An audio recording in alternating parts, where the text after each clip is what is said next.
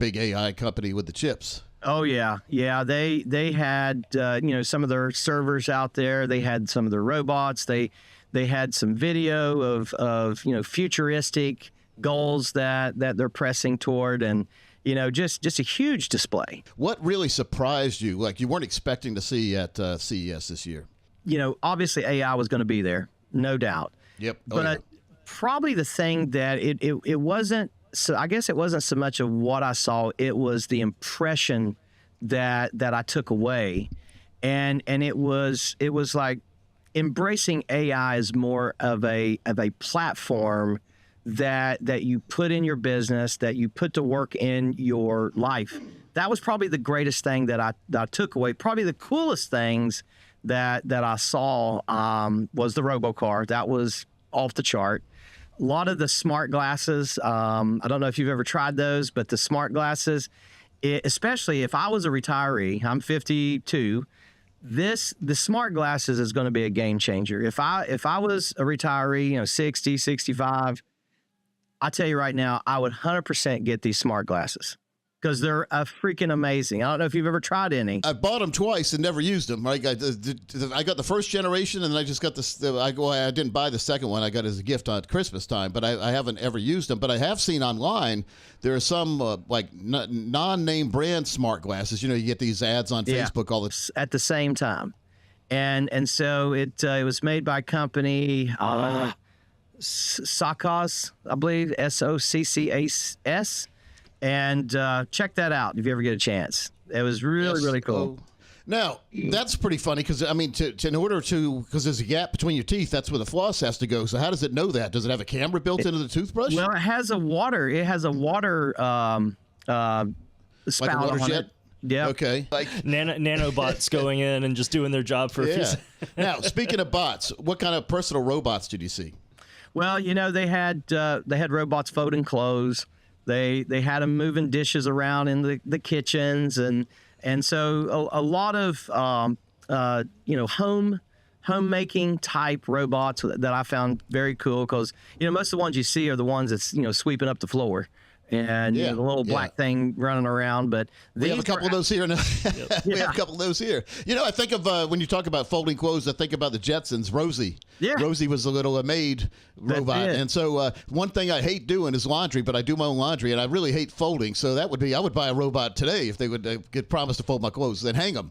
Well, it was a little slow. But I could see over some time that the technology is really going to emerge. Now, I met the new owner of Napster while I was there, and Napster, you remember from the 90s. Yeah, a long time ago. Yep. This guy, he bought the Napster company, and he now that program now you can use it for like young artists. Any artist could use it. And basically, it will take your music that you're making and license it. I mean, it does the whole thing for you. It's something you probably should check out at some time. Thomas wanted to ask about the TVs. Yeah. So I saw an announcement that, and I'm not sure the brand, it might have been LG, but they did a wallpaper television that was less than a centimeter thin. Did you see that there? Yes, that was really cool. I took a bunch of pictures, got some info, and that's something that I'm very interested in purchasing. Yeah, that's pretty amazing, isn't it? I mean, absolutely. The technology there. And there were several different brands there. They had some from China, some various places. But yeah, your major TV brands were there. They had their displays. But the TV, I mean, that screen was super. I mean, you could literally glue it to the wall. It's crazy. So how big was this? Did they have it in the convention center and that already spread out to different hotels, or they have it all over different hotels? That was a little overwhelming. You had several of the convention halls set up, and then they had 5 of the major hotels that they had speakers and panelists off and on all day long. I thoroughly enjoyed listening to some of the panelists talk and just hearing some of the techie guys and some like Hollywood producers and CEOs, just hearing them all collaborate together was very powerful. And it was, Hollywood's not going to have these gigantic scenes anymore. They're not going to have to pay a whole bunch of people. They'll just have it all in CGI. Well, something more advanced than CGI, but they'll be able to do it all on a computer. Sort of like Game of Thrones. Game of Thrones did a lot of that, by the way, too. They did a lot of graphics added on. Well, I went to Ohio State, and I've attended MIT, and, I love tech. I love digging into the stuff, and just, I'm the guy that wants to know how the watch works. Now, you said Ohio State. Usually when someone says Ohio State, they say the Ohio State. The Ohio State, yeah. Thomas, you've heard that before, right? Yes. Yeah, you watch any football game when the guys announce where they're from. Go, the Ohio State.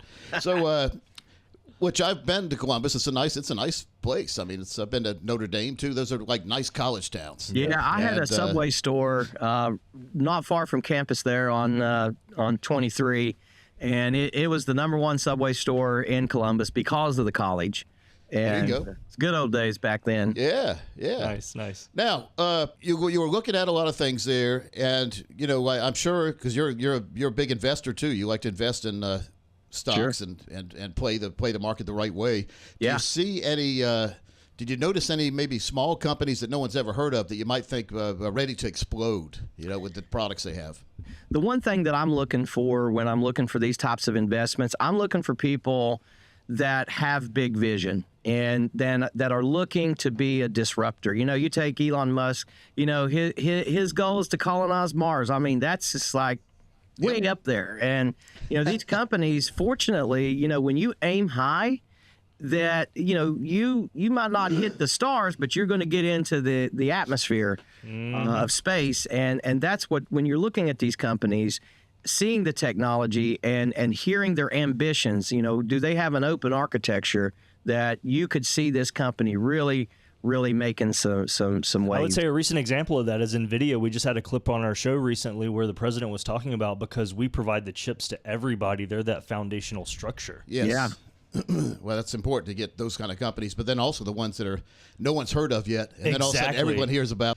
When you think about gaming growing up, it was the fat kid that would just sit inside and play and sit in front of the TV. But now you have interactive gaming where you can get in shape by playing games, and that makes sense. I told Thomas, and Jose, you probably heard this too.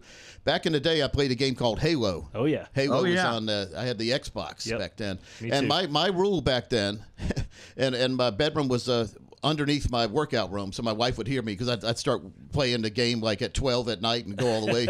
But my rule was I had to ride the exercise bike while I was playing Halo. Nice. So it was funny. Nice. So when I started being chased, I would pedal faster, even though it had nothing to do with the game. But I was in really good shape, so I made myself work out to play the game. But now you're going to have to work out to play the games, because if not, you're going to get killed too easy on the game.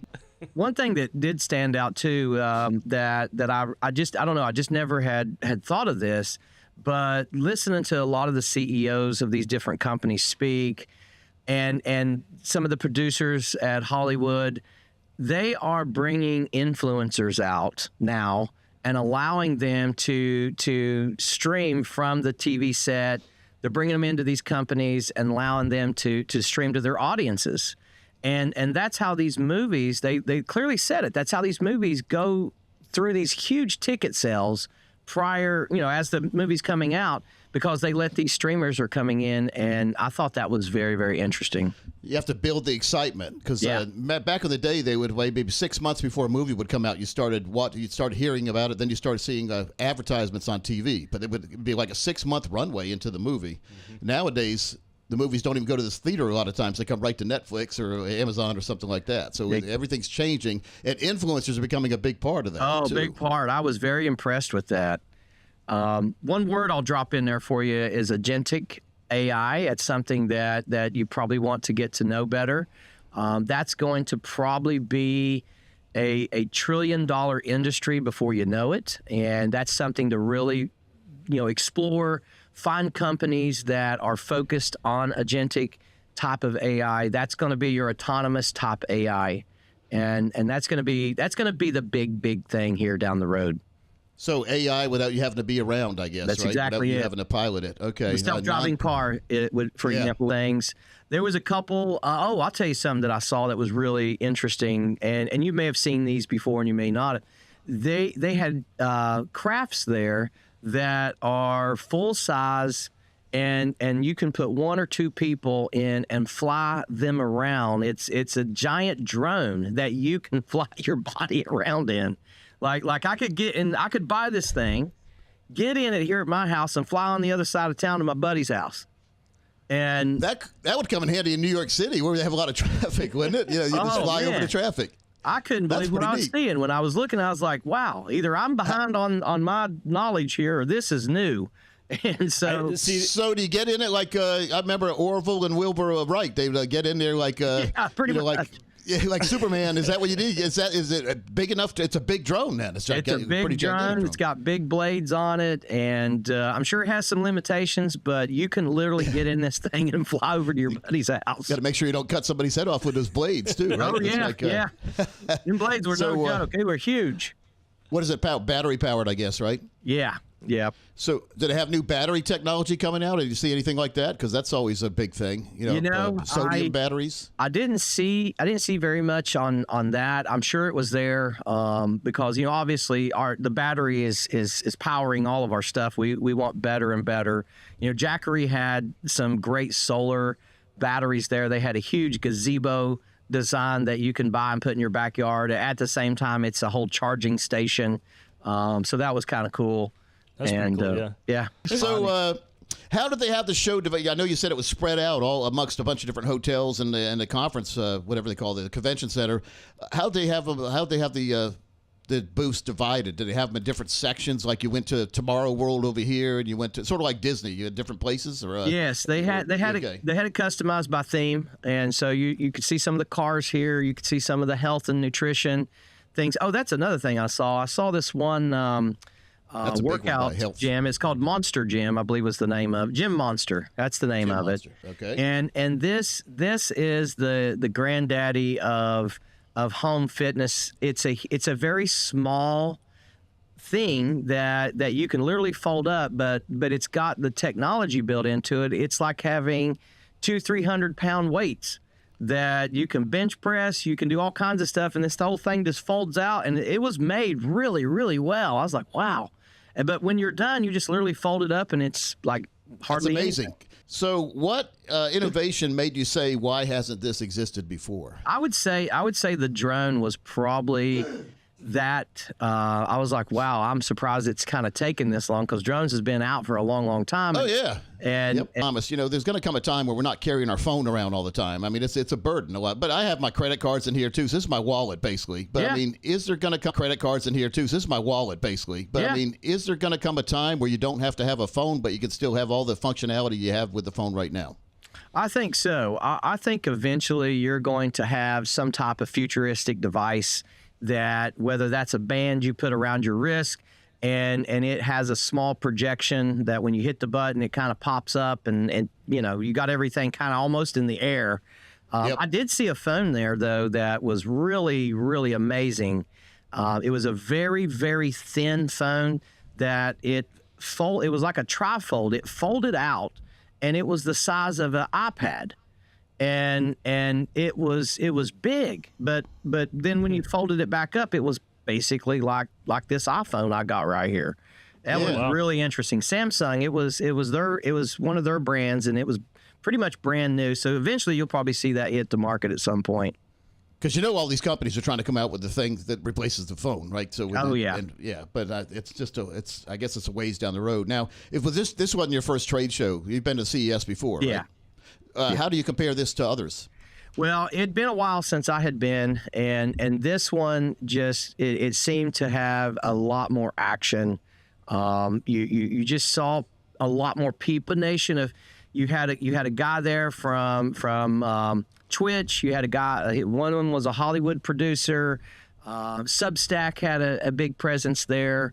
I don't know if you know what Substack is. It's like YouTube, except you own your own stuff. And so that was probably the some of the highlight of the speaking and panelist. Yeah. I've told my staff we need to have a Substack page, but it never happens.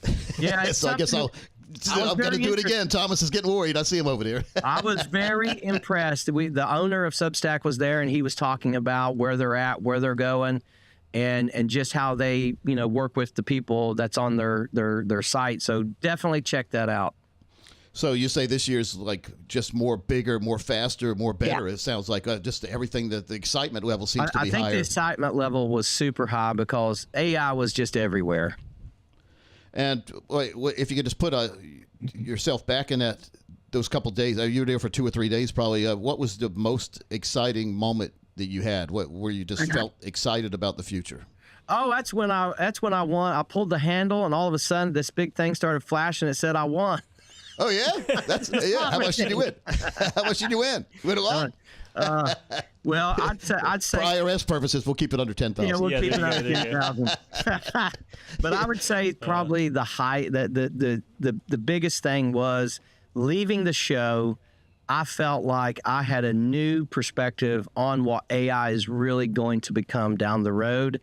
And it got me really fired up. I'm thinking about going back and taking some classes at MIT on Agentech and on some of that AI so that I can better incorporate it into my business and so forth. So very excited about it.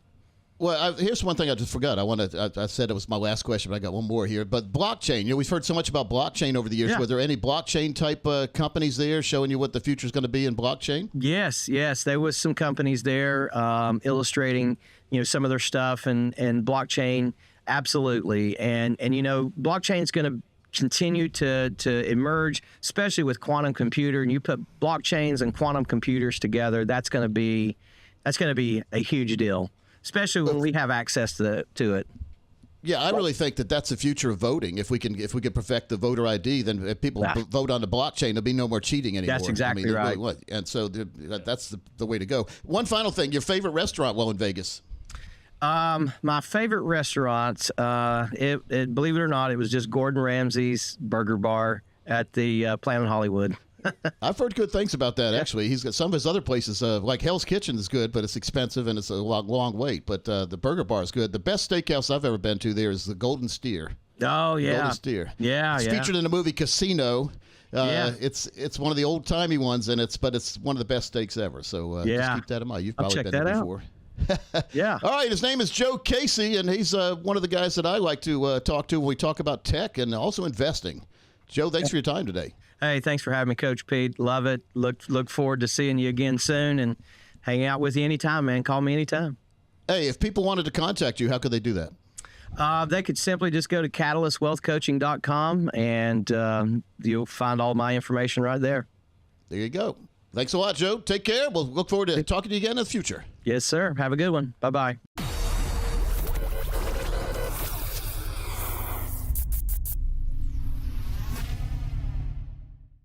Hey, I'm Coach Pete D'Arruda, president of Capital Financial. Folks, the financial world is very, very confusing. That's why we put together a series of educational videos called webinars. You can see them at any time by signing up at CoachPete.com. We'll see you there.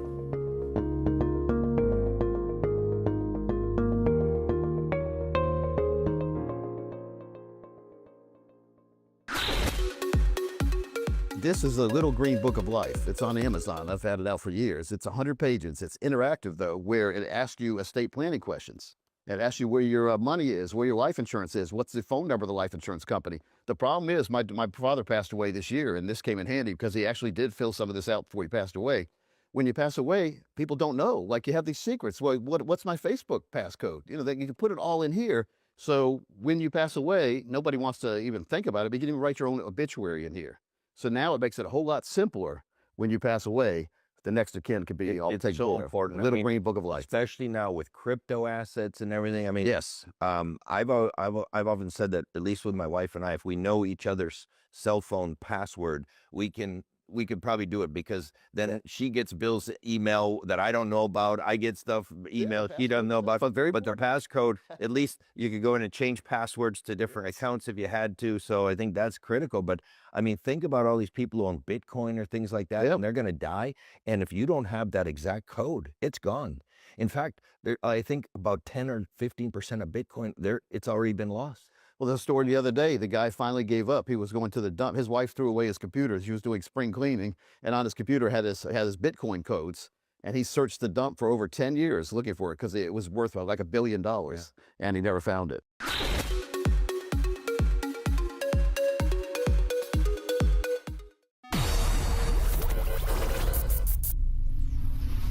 If you were a farmer, and I've used this analogy before, and you had a field, and you were out in your field, you were planting corn seeds that day, and you look into the entrance of the farm, you see a big dust cloud coming, and it's 3 big SUVs pulling up into your yard, and they get out of the farmhouse, and 3 guys get out of each one of those with sunglasses on, looking like Men in Black. And they say, Mr. Farmer, we're going to give you a choice today, and this is going to be a lifetime choice, and you better think about it. And they say, we're either going to tax you today on the corn, there's little corn niblets you're putting in the ground. We're going to tax you on that little bag of corn niblets, and we're going to leave forever. Or we're going to not tax you today. You don't have to pay tax today, Mr. Farmer. You get a great day. You're not going to pay tax. But we're going to be back every single year that you harvest and tax you on every ear of corn forever. As the farmer, which one would you take? You know what the average American is doing? They're saying, oh, thanks for the choice, Mr. IRS. We would gladly not pay taxes today. We'll see you every single harvest season forever. And then we'll also see you on our harvest when we die. So, no. The answer is no. Don't use those tax-deferred accounts all the time, or don't get addicted to them, because there are better choices out there.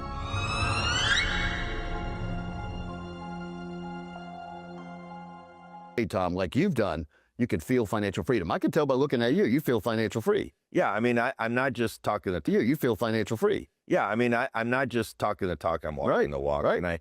And I'm out there every day and play golf 4 to 5 days a week. I see you. Pickleball 2 days a week. I mean, I'm taking it serious. My wife and I are going on Viking cruise from Budapest to Amsterdam. That's what retirement's supposed to be about. Having fun. Is having fun. And that's what I'm doing.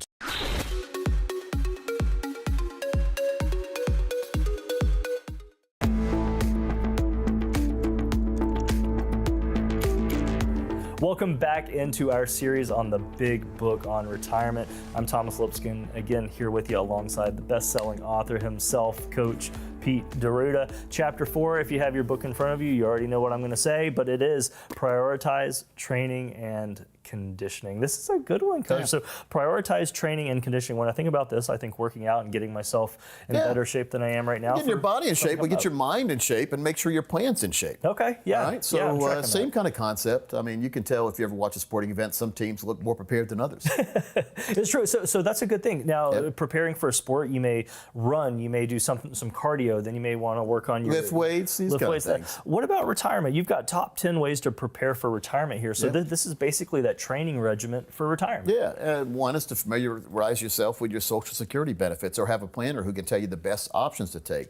Medicare supplements. These kind of got to line those up, because once you're 65, you're off health insurance now, you're on Medicare. There you go. And so if you can't afford Medicare, the state has a program called Medicaid. And for that, and do you really want the government to decide where they're going to put you? If you're on Medicaid, you have no control about what facilities you go to, and they're not going to be many times they're not going to be the best. Right. But if it's better for folks that don't have any other option, it's good, but it shouldn't be abused. Let's say you retitle all your assets in your son's name, and he decides to get married. So now half the assets are belonging to you, his wife now, your daughter-in-law. Let's say they get a divorce and she leaves, half your money goes with her. Oh, no. So be very careful. Or let's say leave it all in your son's name and he's driving down, let's say, Highway 40, and he's not paying attention. He rear-ends somebody and kills somebody. They could sue him for all the money he has, which is your money. It's all gone. That's true. So be very careful about trying to play these games. But that's just one thing. Social Security, Medicare, Medicaid, what else we have? So there's a lot going on. It's best for you. If we benefit, it's it's best for you. If we benefit, we explain when we benefit, but we can't take commissions out. Explain when we benefit, but we can't take commissions out of your money. Now, the information's on your bookmark, or you can see the number on the screen. It's amazing that you do it at no cost, because there's so much value behind this. But folks, make sure you are asking the right questions. I think as you've head through the first few chapters of this book, you'll see the right questions. I think as you've head through the first few chapters of this book, you'll see that it's all about preparing, conditioning, getting that plan in place. And we're going to get into even more detail later on. But make sure you're asking the right questions. Contact Coach Pete and the team today. You see the numbers and information on your screen. Get that total retirement income plan. We say be prepared, not surprised.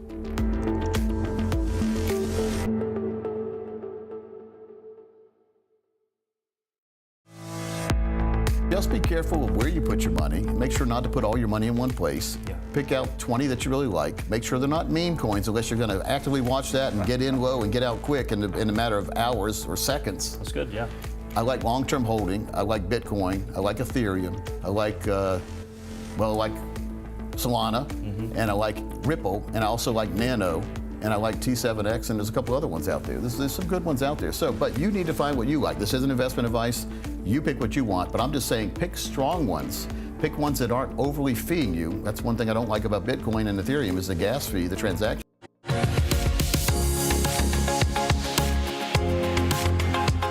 Hey, thanks for spending a little bit of time with us here on our info series, Women and Money.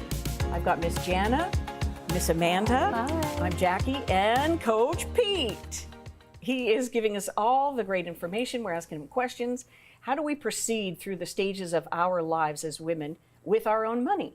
And one of those is securing lifetime income. Is this only a discussion for pre-retirees? I think it's any time. I mean, we need to always talk Good. about it until we accomplish it. And once we accomplish it, we always need to be thinking how we can get more than one stream of income. You know, when we retire, we got Social Security, supposedly. I Hopefully. get that income. But we I wish they They're would put in teach front of this. it. Aren't they going to start teaching this in?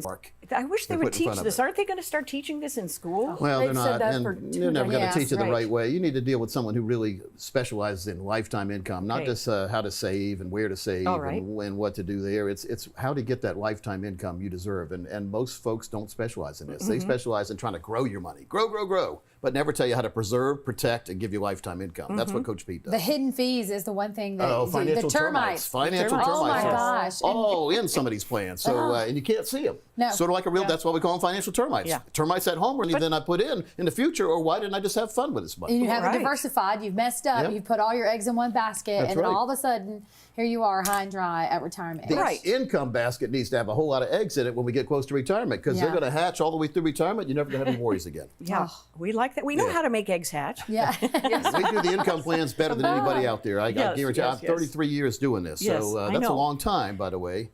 There's nothing anyone can do about that. But there's nothing anyone can do about that. But we'll show you how to properly use credit cards, how to properly have fun, and to have income you never have to worry about outliving. It's not as hard as you think. And Good. there's nothing to be supposed to do one shingle shot now, and then I have to get another one done like three months booster, from now. yes. But the good thing is the side effect of following your plan is you're going to have long-term growth and There you retirement go. money. The side effects to Yeah. Coach Pete's plan is lifetime income and having to Yay. spend money. Sometimes here's what happens, guys. You Yeah. won't believe Hopefully this. no shingles. Yeah. too. But I'll meet with folks after a year or two in retirement, and I'll look and I'll say, "You're not spending all the income we have put aside for you," because they're worried they're Good. going to outlive it. I said, "No, look, this money's going to come every year. It's never going to stop coming. So spend it, Right. Because your kids will if you don't. Yeah. So spend it now. Have fun Isn't with that it." true? Yes. Well, how do you create, you talk about the simplest way. So for me, I just worry. I'm a anxiety-driven kind of person. Yeah. I worry so much.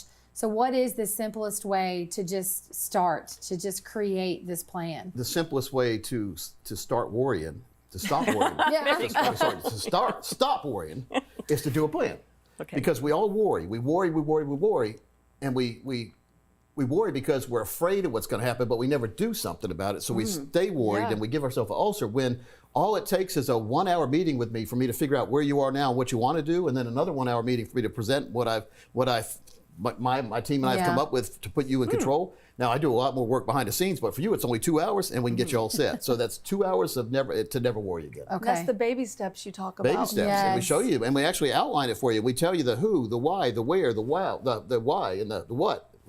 All of it. All that, and the how. And we do it all for you, though. So we show you what we did, but we also tell you how we did it, just in case you want to do it yourself. So there's nothing worse than a lot of times. If it's at risk right now, we've been pretty spoiled the last 15 years or so. We haven't had a market crash, one of these big ones that stays down. Yeah. What if you left all your money at risk and it was going up, and then all of a sudden we have the roller coaster and it goes down, down, down, and then you get ready to retire and it keeps going down? You're in trouble because number one, you don't have a guaranteed lifetime income plan yet, and then when you have to start taking money out, you're taking it out and it's way down. You're locking in your losses and you're having to take out more stock than you ever imagined because the stocks are way down in value. So we have a solution for this. Again, we'll do a forensic fee analysis. We'll do that total retirement plan, we call it, and we'll give you a GPI plan: growth, protection, lifetime income. There's not much more anyone can ask for in this, and this puts you, man or woman, in charge of retirement. I love the sound of that. And you get confidence when you do that, so you don't worry anymore. I've taken people that were worried, and they were still working, and told them they could retire tomorrow. Matter of fact, they could have retired 2 or 3 years ago if they met me, and put a plan together now that gives them double the income they were going to get if they kept working.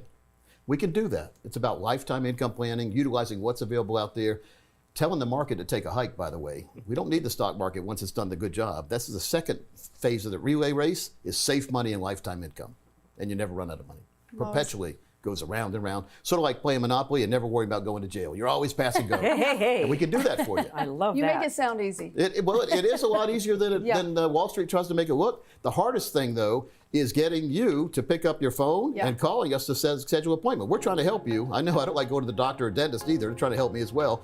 We are really trying to help you, and this is a way for you to perhaps get 50% more lifetime income than you ever imagined. 50% more than you were going to get. Get started today. Get started today. We'll show you how your numbers work with your numbers and your life. Call Coach Pete.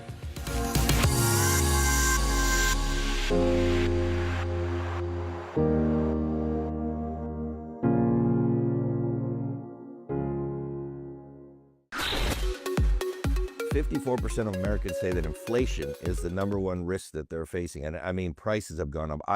I went to Vegas a while back and I just kept saying, that's crazy. That's crazy. That's ridiculous. That's ridiculous. Yeah.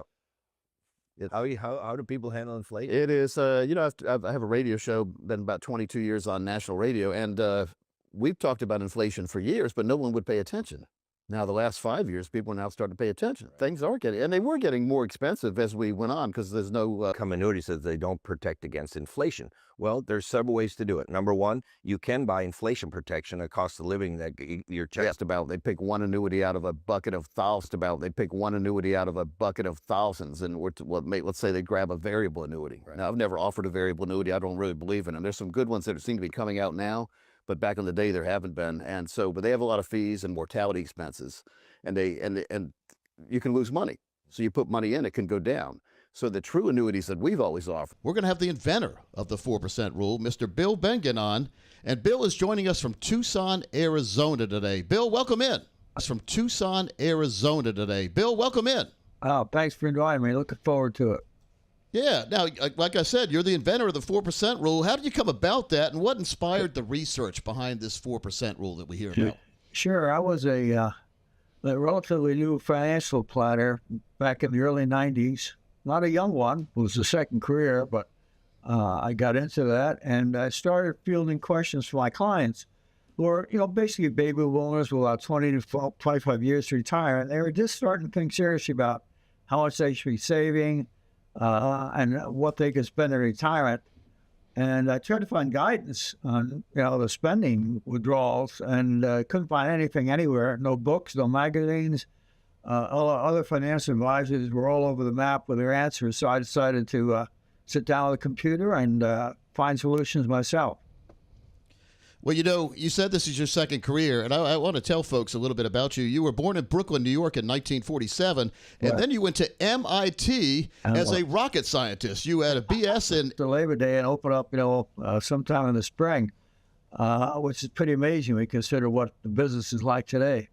Yeah. But the business grew. They picked up the 7-Up franchise in the 1930s. The business grew and became substantial, and I was very disillusioned with what was happening with the space program, so I decided to accept the invitation to join. And glad I did. I learned a lot there. Yeah. Well, so you got your degree, you did the bottling, and then something must have gone off in your head about 17 years into that career as a bottler, working in a bottling plant and working behind the scenes, and you decided to be a financial planner. Tell me about that. Yeah, sure. Well, first thing, we sold the business in the 100th year that was in the family. We sold the business in the 100th year that was in the family. So I no longer had employment. So I had to find it. And I spoke to my wife and kids, and let's set was the worst case, which applied to the person retired in October of 68. Who ran into a buzzsaw market, bear markets, one after the other, and then bonds, not so much. If you go much higher than that, stocks, you get hit with a bad bear market, you get devastated. If you go low and with ones broadly diversified across markets, across countries, across industries, good high quality funds, there are plenty of those. Most of them are index funds at very low cost, so that they are easy to swallow. You're not dealing with friction, commissions, and so forth. Yes. So it can be done. People today are very fortunate to have this available to them. Now, when we hear about different rules of withdrawal that you can make sure to have a successful retirement, Susie Orman's saying 3%. I've even heard someone say, Dave Ramsey says 8%. What are your opinion on those or that range? What do you think about that? Well, I haven't sat down with either of them to discuss the basis of their feelings, but just looking at my own data, I use historical data. I basically reconstruct the portfolios of investors retiring in 1926 to date. I had seen nothing in history that indicates anything less than 4.7%, which is the new number, my updated number. And to get below that, we would have to have something like in the 60s and 70s again. If you remember, we just had terrible bear markets followed by years of high inflation. And I don't see that on the horizon yet, at least. What's your opinion on the S&P 500? Is that a good, I know Vanguard has a really good one. VOO is a symbol. That's a pretty nice S&P 500 fund. What do you think about that one as far as being included in that portfolio to get this 4.7 you're talking about? It probably makes sense to do that over the long term, although on the short term, you're going to have to be careful because stocks are very highly valued and very concentrated in a few names, so that not always doesn't end well. Now, you said you've been quoted that those, and then you can next step is take a look at stock market valuation and inflation. And using those two factors, I've got tables set up so people can just look up their number. Nice. Now, folks, we're talking to Bill Bengen, and he is the founder of the 4% rule. And, Bill, for retirees worried about inflation today, what's the best way to protect their spending power long term? Well, that's a real concern. I always say that inflation is the greatest enemy of retirees. I think in the bond portfolio, they could use tips, significant exposure to tips. And I think also they want to invest in top quality companies that go through a rough period of time of inflation and come out okay with pricing power. This is more of a psychological question than a financial question, but do you think retirees today are more likely to run out of money or leave too much unspent out of fear? The biggest problem I'm aware of is not spending enough. A lot of folks think that they can just spend off their interest and the dividends and live off that. That really constrains you tremendously. You have a much richer lifestyle. I imagine the heirs must be very pleased with that because that means they're going to get a lot of money. But that doesn't help the retiree much. Bill, I had a client about 20 years ago, and I said, John, you're not spending much money. You've got all this money. He had millions of dollars. I said, you need to start spending it, having some fun because you're retired. And he said, that's a good point, Coach, because my friend. He had a friend who said if he doesn't spend it, his kids will go first class and spend all his money. So he still hadn't got that. He was still afraid to spend it, but his friend was putting pressure on him to start spending it because he said if you don't spend it, your kids will. Yeah, there you go. That's about what you were saying right there. What's the biggest misconception about your rule, and what do you like to clear up now once and for all that we're on the air? What do you think that people just don't understand about the 4% rule? I think a lot of people think 4% or 4.7%, as I now phrase it, means that you take out 4.7% of your portfolio value every year, and that's not the system that the rule is based on. It's based on more like a Social Security system, where the first year you use your percentage. If it's 4.7%, you have $1 million. In an IRA, you take out $47,000. After the first year, you throw away that 4.7% and just simply give yourself a cost and a living adjustment like Social Security. So you increase it a little bit every year. Over and above that, what it was. Okay. And even in a down market? Yes. My methods are designed to get you through bear markets. I mean, one thing about bear markets, we know they're nasty and they can reduce your withdrawal rate, but they don't last forever. They'll get us a recovery and you'll come back. So it shouldn't be too impatient when that happens. Now, tell us about A Richer Retirement, a book you wrote, and what can readers expect, and how can they learn more about your latest research as well? Sure. Well, my book is basically designed like a cookbook where people can go to it and find recipes for a way to construct a withdrawal plan during retirement using 10 basic fundamentals. And then my website, bengenfs.com, I have developing a whole library of scenarios that people can look up something that's close to their own situation in terms of the 8 elements, then possibly use that as a template for their own retirement plan. You know, a lot of times I'll sit down with a couple, and one of the two in this couple will be very risk adverse, and the other one will be a very big risk taker. How do you deal with a couple like that? Unfortunately, I don't have to deal with it anymore. I've been retired. Back in the day, how'd you do that? How'd you deal with people? It was tough to reconcile. Yeah. You had to try and sit with them and sort out some of these financial issues. Some people are just very fearful of certain things. It's irrational, and there's not much can be done. Just reach a compromise if you can.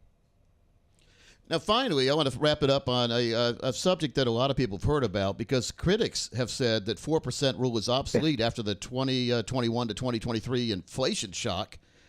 Is that fair, or is that fear-mongering that they're saying that? No, it seems to have survived it okay. Now, of course, that's only a few years ago. We don't know what will happen over the next 10 to 15 years, which will have a lot to say about what happens to people retired back then. But right now, they're starting out okay. They got hit with a bear market, then they got a huge recovery, after that. So they're back in clover, I think. We've been very, very lucky, haven't we, with these V-shaped recoveries we've had in the last 20 years? Yeah, that's right. Look at Japan. I mean, it took them forever to recover or get back on the right track, and that's the only thing that worries me, Bill. And I think that these days, though, I think the average investor is a lot more astute than they have been in the past. I think that's why they may help the recovery more than the stock companies themselves help the recovery, because people they have the fear of missing out. So when the stock goes down, they jump in and buy many times. And that's using the correct strategy. Whether it is today, I'm not so sure. Yeah. But yeah, I agree with that. Back in the day, they say, try to buy a falling stock was like trying to catch a falling knife. Yeah. And that is true on some of these penny stocks that go down. But for the traditional S&P 500 companies, that doesn't really apply these days, does it? I mean, it is good to buy low and sell high. Yeah, I think if you're investing in a broadly diversified fund, you're protected against individual business risk. And you should just be fine over the long term. Well, folks, his name is Bill Bengen, and his book is Richer Retirement, and he is the inventor of the 4% rule. Bill, thanks for your time today. Thanks for having me, Pete. Appreciate it. And, folks, we'll be right back after this.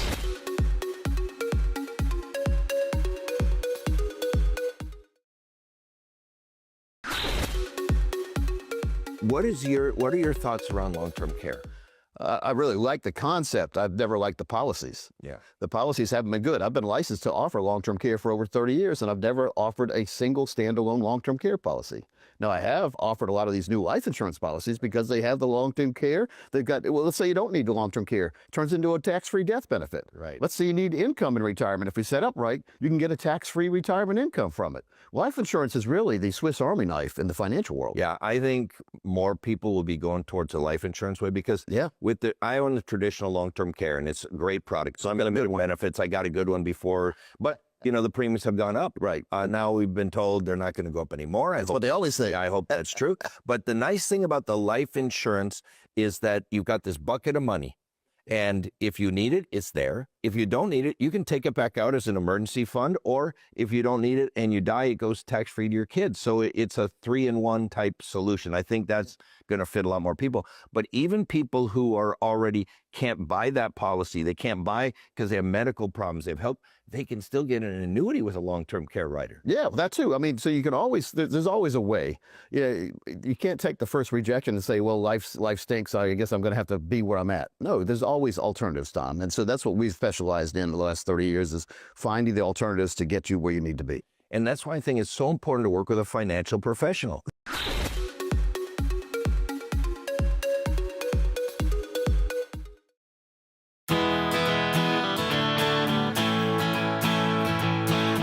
Hey guys, it's Parker Holland here, Chief Wealth Strategist at Capital Financial Advisory Group. We do a lot of case studies on the radio. You've seen us talk about it on our video series and TV shows, but we like doing real world examples. So we have a lot of people ask us, can you run the numbers for us? And they're even comfortable with us using them here on the board for you. This is a real study from a radio listener that came in, and we're not looking at the comprehensive plan here where we go tax, healthcare, Medicare, Social Security. We're looking solely at the income off their investments, because that's what we all save for. Bills and taxes never stop, but paychecks do. Like Coach Pete says, you got to replicate the income. So here's a real world example for a radio listener. They're currently 57 and 55. Husband and wife, spouse, doesn't matter what you're looking at. There's normally always an age difference most of the time, but they're looking at retiring in 7 years. So what we're looking at here, this will be age 62, and then of course with layover, overlap, this is going to be closer to 64. Now, they had about 1.4 million in retirement savings. Now, Wall Street is going to recommend that you take the younger spouse's age, subtract it from 100, and that's the risk versus safety. Unless they're more conservative, it can flip. Now, in this scenario, we don't run off a risk tolerance. Our plans and strategies are focused on income and standard of living.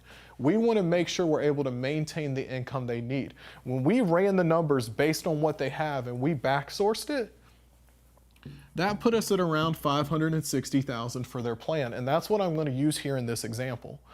$560,000 with an A+ rated company.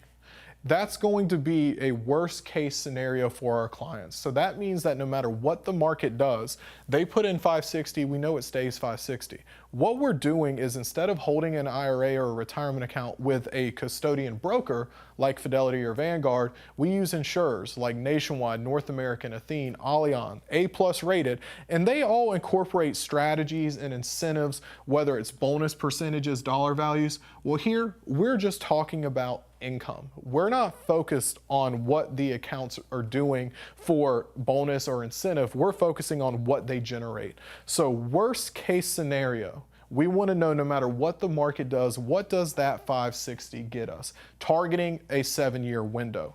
Now, age of death, we normally do spreadsheets and 30-year models, but in this scenario, let's go a little farther because people are living longer. Let's go to age 97. That income received, worst case scenario, is going to be $60,000 a year. Now, that's off of the $560,000 number. This is assuming 0% returns, which means by age 97, there'll be no money left, but they're still getting the income. The spouse is, no matter who outlives who, or if they die at the same time, that standard of living is going to be met. We're not counting outside accounts. We're not counting Social Security. We're solely looking at that 560 alone. Now, we know we got bigger issues if the market does 0% every single day. So let's look at actual performance. 7 to 15% over the same life expectancy.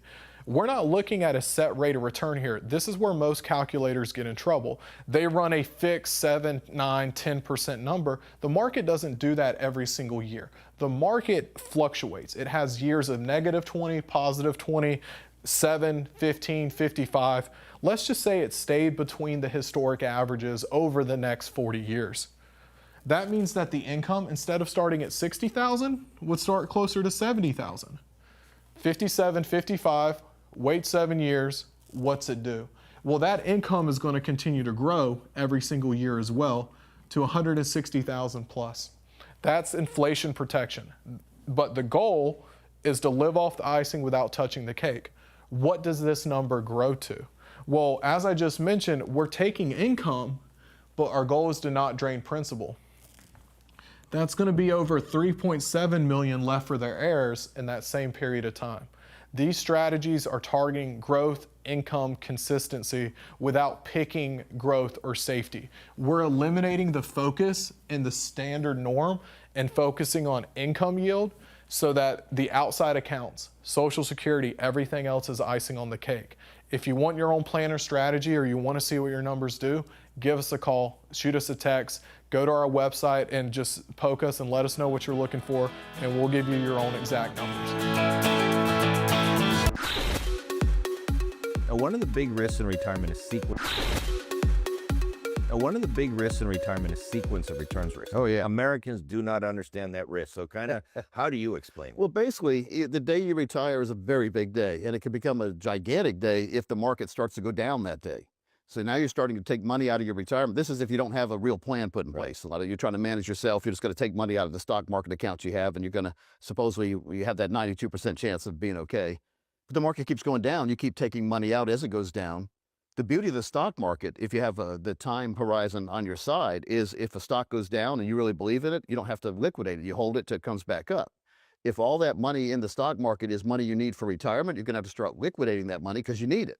So that's why we say keep that stock market money alone, build a force field around it with annuities. So have annuities give you the income of retirement and leave your stocks alone. Therefore, the stock market could do its thing. Stock market doesn't go up all the time, doesn't go down all the time, but over time it goes up if you have that time to leave it alone. Usually people buy high and sell low. That's what happens. But if you're selling low because you have to, because you need that income, you're not in the right place. You don't have a true retirement plan. Yeah, and what's even worse is the more the market goes down, the more you have to sell. Yes. Because your shares are worth less and less, so you've got to sell more and more to get that in. So you're locking in your losses. And so people who retire into a down market, and if they don't have a plan like you're talking about, they're just taking money out of the market, they have a very high risk of totally running out of money. Yeah. Versus somebody who retires into a bull market, they can take money out. They have a very high chance of success. It's just we don't know what's going to happen on the day we retire. So I call it good luck or bad luck. And I don't want to subject my retirement to good luck or bad luck. And that's why I have a plan like what you talk about. That's the Vegas mentality. We don't have time in our retirement accounts to have the Vegas mentality.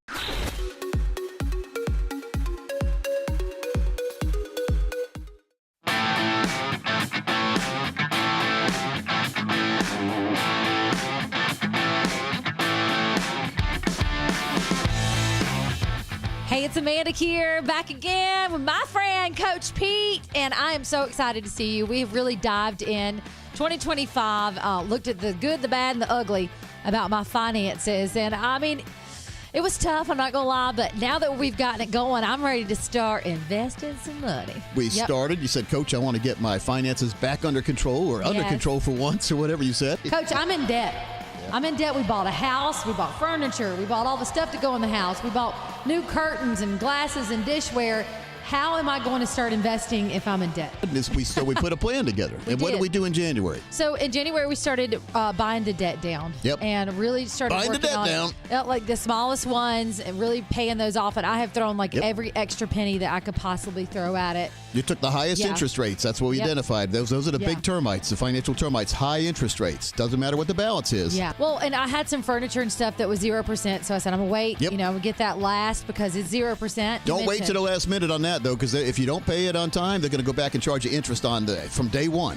And zonk you and put fees on there. So you need to pay that. Wow. And don't wait till like the day before. Make sure you pay that off like 30 days before they say that if you don't pay it, they're going to get you. Okay? Oh, financial termites. Yes. That's why you got to get a copy of his book. And I think for me, the next question is, what do I need to be focused on with, investing? Do I need to get into crypto? I'm trying to maximize Jackson's college savings account and then my Roth IRA. And it's a lot. Like it, honestly, it's hard for me to manage the day-to-day. Instead of jumping right into crypto, like getting your own Coinbase account, some of the brokerages like Fidelity and stuff have their own Bitcoin account. So they're investing in Bitcoin for you, so you don't have to go through all that. You just invest in their ETF, it's called, like a mutual fund. And IBIT is one of the ones you get in that you can own crypto without having to go through all that crypto game. IBIT is the symbol. It's doing pretty well since it's come out. So look at that. You shouldn't despair. You've done a good job of paying some of that debt off, getting that high interest rate out of the way. We've already talked today. We had a great conversation because now you realize that if you owe even 1 penny on that zero financing for 36 months, they're going to go back and get you interest for every single dollar they loaned you. And I explained some of this in my book here, the big book on retirement. I go in further detail in the second book I ever wrote. I've written 19 now, but the second book I wrote was the fine print fiasco, what they don't want you to know when you buy, borrow, and invest. And so if you call now, if you're watching this and you want to get a copy of both of these books, we'll send them to you at no cost or obligation. All you have to do is call the number you see on the screen. Or let's give the number out right now. Yes, 919-794-7900. Or text Amanda to 600-700.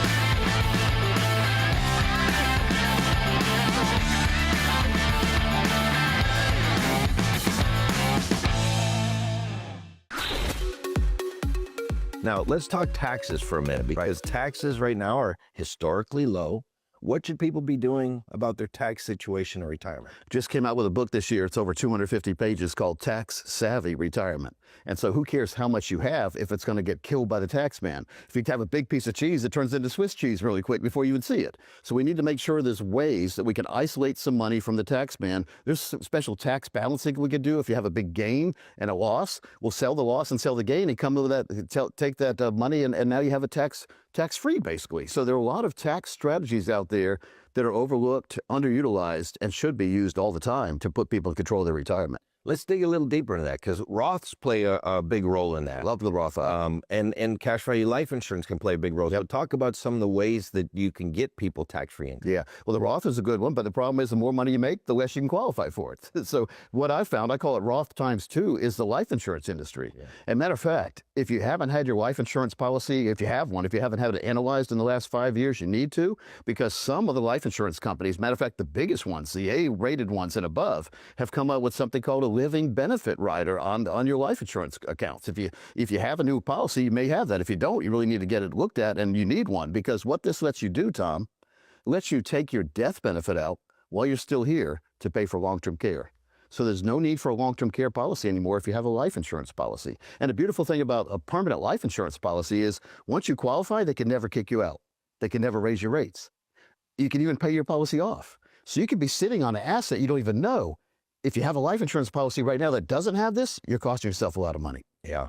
You know, I've moved more of my personal wealth to cash value life insurance. My premium was $226,000 a year on a 12-pay life policy, but all that money and more is sitting in there that I can take out tax-free.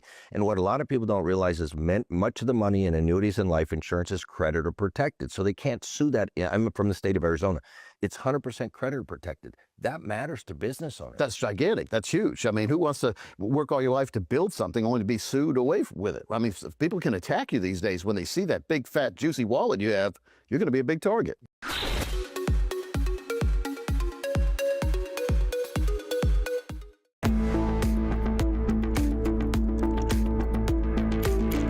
Here we are again, Chapter 5 of the Big Book on Retirement. I'm Thomas Lipscomb here alongside the author himself, Coach Pete D'Arruda. Here we are, developing spending discipline. And I want, each of your chapters here, Coach, you start off with a quote. I wanted to bring this one up. It says, it's not your salary that makes you rich, it's your spending habits. Yeah, and this is budgeting. Yeah, it is. And I don't like to call it a budget. I like to call it a spending plan. So let's write down, how do you figure out how much you're spending now? Well, you can look at your credit cards and your checkbook and see all the stuff added up. Or you can write everything down when you spend. That gets kind of tedious. Keep the receipts, scan them in your computer, that kind of thing. But then you come up with rough estimates about how much it's costing you to enjoy your lifestyle now. This is when you're working. And so that when you retire, we can have a judgment about what you're going to spend in retirement. So if you like to go out to eat on the weekends, you're probably going to start going out to eat more on weekdays when you're retired, because every day's a weekend. So we need to factor that in. That's good. And the whole reason why we save and put money, our money gets taken hostage by the 401k or 403bs or TSPs, because you give it, you can't get it back out. It's hostage. So we have a hostage situation. And we reach retirement, it's time to start rescuing those hostages. They start getting free. That's money coming back to you. And then you say, well, gosh, we should have put more hostages away, right? So the more money you can put away now, the more you're going to have later. Yes. But it's just the thing is, we figure out how much it really costs you to enjoy your lifestyle, not just get by. Yeah. Anyone can sit home and watch reruns all day long, but you got to have some excitement in your mind. Mm-hmm. I always encourage people to keep a brokerage account, maybe $50,000 to $100,000 in there that you're trading. And so you're doing research every day. You're looking forward to the earnings report. There's always something you're looking forward to. What I've seen in life, if you stop looking forward to stuff, you're going to quickly dwindle down to nothing. So we always have to have something we're looking forward to. Absolutely. And, I love this chapter, too, because speaking of developing spending discipline, it's not just the big main spending plan that you develop. It's funny because it reminds me of mitigating taxes in retirement and so many other things.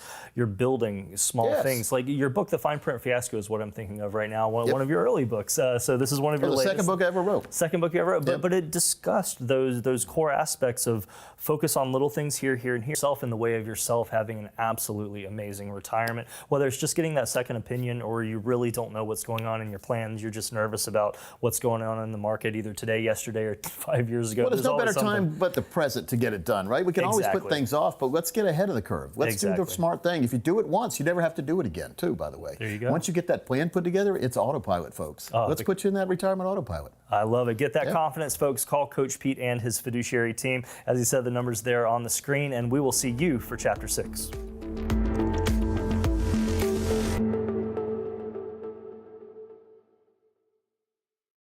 Hey, I'm Coach Pete Deruta, president of Capital Financial. Folks, the financial world is very, very confusing. That's why we put together a series of educational videos called webinars. You can see them at any time by signing up at CoachPete.com. We'll see you there.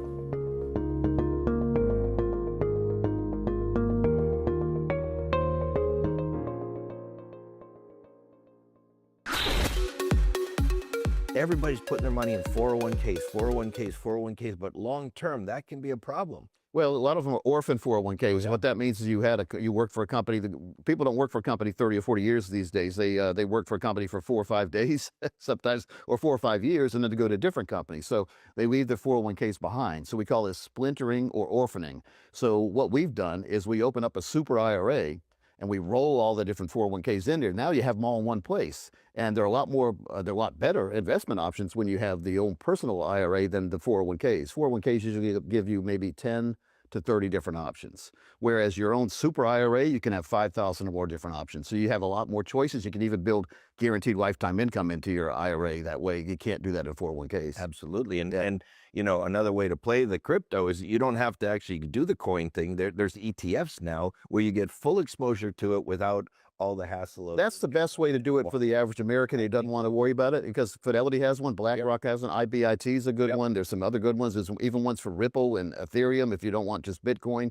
There's ones that have a collection, like a basket of them. So check with your financial advisor or do your own research. I think a lot of financial advisors may try to shoot you down again because they are maintaining the hold of your money in their managed accounts. And if you leave them with money, it's going to be less money they can manage, less money they can charge you on. Well, and let's be clear where I stand on it. I'm not saying put all your money anywhere. I say 1 to 3%. Some people say 5, some people say more. I'd say no more than 5 as somebody who's just like physical silver and gold, just a small amount, because the performance can be so high it can help the entire portfolio. And again, if you just put a little bit in there, if it does go away, you didn't lose the fortune. Right. And now there's even a Bitcoin short. So if you don't believe in Bitcoin, you can buy something that if it goes to zero, you're like your million headed out to zero. So and just so you know, once Bitcoin went up, what is my risk? My risk is that it goes back down. And so I bought some of the short just to hedge against it going down.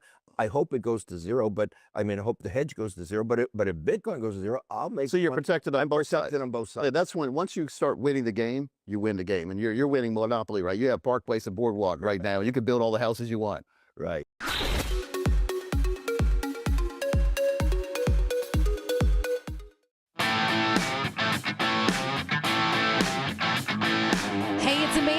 I'm back again with my friend Coach Pete. Coach, everybody I know has a side hustle.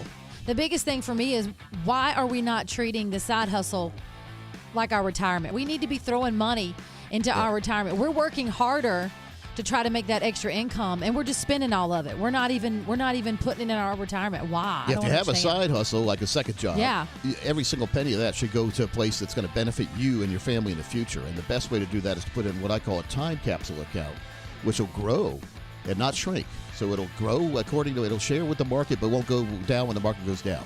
When the money comes in, you put the money in your retirement account, and then you pay everything else. What's a retirement account? See, the confusion these days, and it's widely known that a real retirement account is going to give you lifetime income you can't outlive and can't go away. Mm-hmm. But yet Wall Street tells you they have a retirement account that'll give you this magic return. And you put the money in, and all of a sudden you start losing money. And you have fees. And all of a sudden the money's not there. So have a plan. And the plan needs to be a long-term plan, like your whole life. What do you want to do when you retire? Where do you want to go? How much is it going to cost?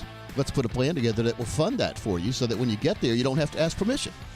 You know, when we were little, we had to ask permission. When we're older, we shouldn't have to ask permission. But if you don't have money, you're going to have to ask permission. It's going to be hard. You got to ask the bank, can I please have some money so I can go on to a vacation? And the bank will say, when are you going to pay it back? You know, so again, it's all about having the plan that's designed ahead of time to put you in charge and in control of your retirement. Jackson just turned 3. Can you believe that? Happy birthday. 3. And I feel like it flies by. It does. Every single year. You talking to me? Yeah, I'm talking to you.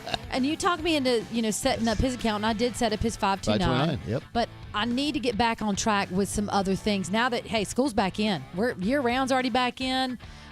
Regular calendar's about to go back in. So how do we get back on track? How do we set this up? Yeah, it's about having a routine, and a positive routine, a routine that will get you in control. It takes about a month to form a good routine. It takes about one day to form a bad one. So the good routines are putting money aside for retirement, making sure your money's going to be there, make sure it's growing now, and make sure you can have a lifetime income from your money and know what that income's going to be ahead of time. Now, that sounds like a lot of steps, but we do that for every single one of our clients, and I've done it for the last 33 years. What do I need to do to have that backup college plan for Jackson? Yeah, well, my daughter, Carrie, I've had 2 529 plans for her over the years, so a North Carolina one and a Utah one, and she's using the Utah one. She's going to University of Alabama, and that's not a cheap place, so lucky for her, her daddy put some money aside. But there's more to life than the 529 plan. You could put money in your 401k plan and then borrow against it to fund your college education for your child if you wanted to. Ooh. I don't really recommend that. I think you're better off doing the 529 plan, having something that's segmented and that's destined to go to education instead of saying, I want to rob my retirement so my child can go to school. You know, recently we went on our bucket list trip to Montana, and I met this couple, and they told me that they travel in the country, and they were well into their 70s. And I'm like, how in the world do they afford to do that? And I thought about it. They played their cards right. They retired because they invested and they did it the right way. You know, investing is one thing, but what I've seen a lot of successful folks lately, they have a tax plan. So that's why I just wrote the book, The Tax Savvy Retirement. Doesn't matter how much money you have if Uncle Sam's stealing it all. So let's design your retirement money in a way that you will benefit more than Uncle Sam will. You are right here in Apex, North Carolina. Yep. This is where you're located, and you can come visit. I mean, literally, he's a North Carolina man. You know, Amanda, I've noticed an alarming trend lately where a lot of advisors from other states are trying to use AI and use a lot of advertising to get people to do a Zoom meeting with them, and all of a sudden you're sending them a check to a different state. I would never do that. So we're local. Come see us. Come. We have 27,000 square feet here in the Coach Pete land, we call it, in Apex. Come see us. All right, Coach, what is the financial fill-up? And there's the sounder. Remember when you're little, maybe you don't, some people do, being in the back seat. I remember being in the back seat of Mom's station wagon, and she'd go to get some gas. She'd pull in, and she'd hear. And then the guys would come running out. They'd check the oil, clean the windshield, and fill the car with gas. Yay. All for 49 cents a gallon. Oh, I love that. That was back in Wisconsin in 1974, right before the embargo and all that stuff that happened. Anyway, it's all about making sure that we have enough income, and that's why we started talking about a financial fill-up, because it has to be something that we can understand. And when you get to retirement, you understand the fact that your bank account magically fills back up every year. That's a financial fill-up. Coach, tell me about this race car team that we're building. Yeah, well, you know, when you watch these races on TV, these are multi-million-dollar cars that are zooming around that track. Gigantic engines of the best of all technology. But what if you spent your whole life building a team, a race team, and when it came to race day, you forgot to order tires for the car? Oh, no. That's what's happening to most people these days with these gigantic 401k balances, or these retirement fund balances. They see a big lump sum, but they don't know what kind of lifetime income they can get from that. That's the tires on the car. And without the tires, the car ain't going where? It ain't going nowhere. I thought I couldn't handle my own retirement. Yep. I'm just going to be honest, because I'm a woman. But the truth is that anybody can call you and anybody can sit down and say, here are my finances. I need to set them up. Let's go. I see a lot of people that just want to get their arms around what's going on. Yeah. And so a lot of times one of the two spouses handles that by default. Many times it's a guy. I don't know why, but that's what happens. And so I think both spouses need to know what's going on in their retirement accounts especially, but every account. And you need to learn. Don't just ask your spouse. Learn why your spouse is selecting what they're selecting, so that if your spouse isn't here, you can still go forward and not be intimidated. All right. So we spend a lot of time with folks like this, especially divorcees or whatever. So getting them right on the back on the track. I need a concierge service. Do you handle that? Oh yeah. I got enough going on. We have a private wealth division for $10 million and up too. But what I spend my time most of the time on our second floor, which is for anyone who wants to get started with a plan, has a plan they're not sure of, had a plan with an advisor they don't really trust anymore, or losing money, whatever. Yeah. Or getting close to retirement and realizing your planner never put together for you a retirement plan. If you look at all your statements and you don't see here's what your monthly income will be in retirement forever, in other words, can't go away, you don't have a true retirement plan. And most of you listening don't. If you have a 401k, you don't have a retirement plan. You have a building instrument that's building money up for retirement, but it's not a retirement plan. So, Coach, most people are just saving money. Yep. Building up, like you said, that instrument. They got that 401k, they're building up, but they're not seeing a growth on their statement every month. That their money's not making money. Yeah. Well, if you don't really have a true retirement lifetime income plan, in other words, getting income for life when you retire, not dependent on the stock market, it's almost like building a gigantic skyscraper, but not having any furniture in it. You're building, but you don't really have that income. The income is the only thing that's going to get you through retirement. Social Security, that's income retirement, but you have to have some more. So your 401k, we need to translate what kind of lifetime income you can get from that lump sum in that big skyscraper account you have called a 401k. Yeah. Let's see what kind of income you can get from that. My grandparents were working. They would work for 30 or 40 years for a company. They'd retire. The company would start paying them a check. That was called a pension. Yeah. Well, they took pensions away a long time ago. They said they went the way of the dinosaur, probably about that time. So now it's up to you to design your own income plans with the money you've already put aside. So that 401k, that big skyscraper with no furniture, let's make sure it's furnished. And that's by designing an income plan on the money you already put aside. The years are flying by, and I always say this to you. You need a good lawyer, you need a good tax man, and you better have a good financial planner. And that's what we have with you. Thank you. Yeah. Well, it's all about looking at what my clients want. I'm serving my client, not the other way around. I wish Congress would realize that too. They're serving us, not the other way around. Yes. But we serve our clients, and we make sure our clients are protected and taken care of and have no worries as they approach retirement and go into retirement. We call that the financial red zone. So if you're in that financial red zone, which is 5 years out of retirement, I like to say age 52. Because I'm 59 now, and about 52, I started worrying about retirement. So I'm using the Coach Pete meter right here, and the Coach Pete meter says at 52 and above, you really need your own total retirement plan, which looks at what you have now and translates that to lifetime income for you and your family. So if you don't have that, you need it, call right now. We'll put one together for you, a total retirement plan at no cost or obligation.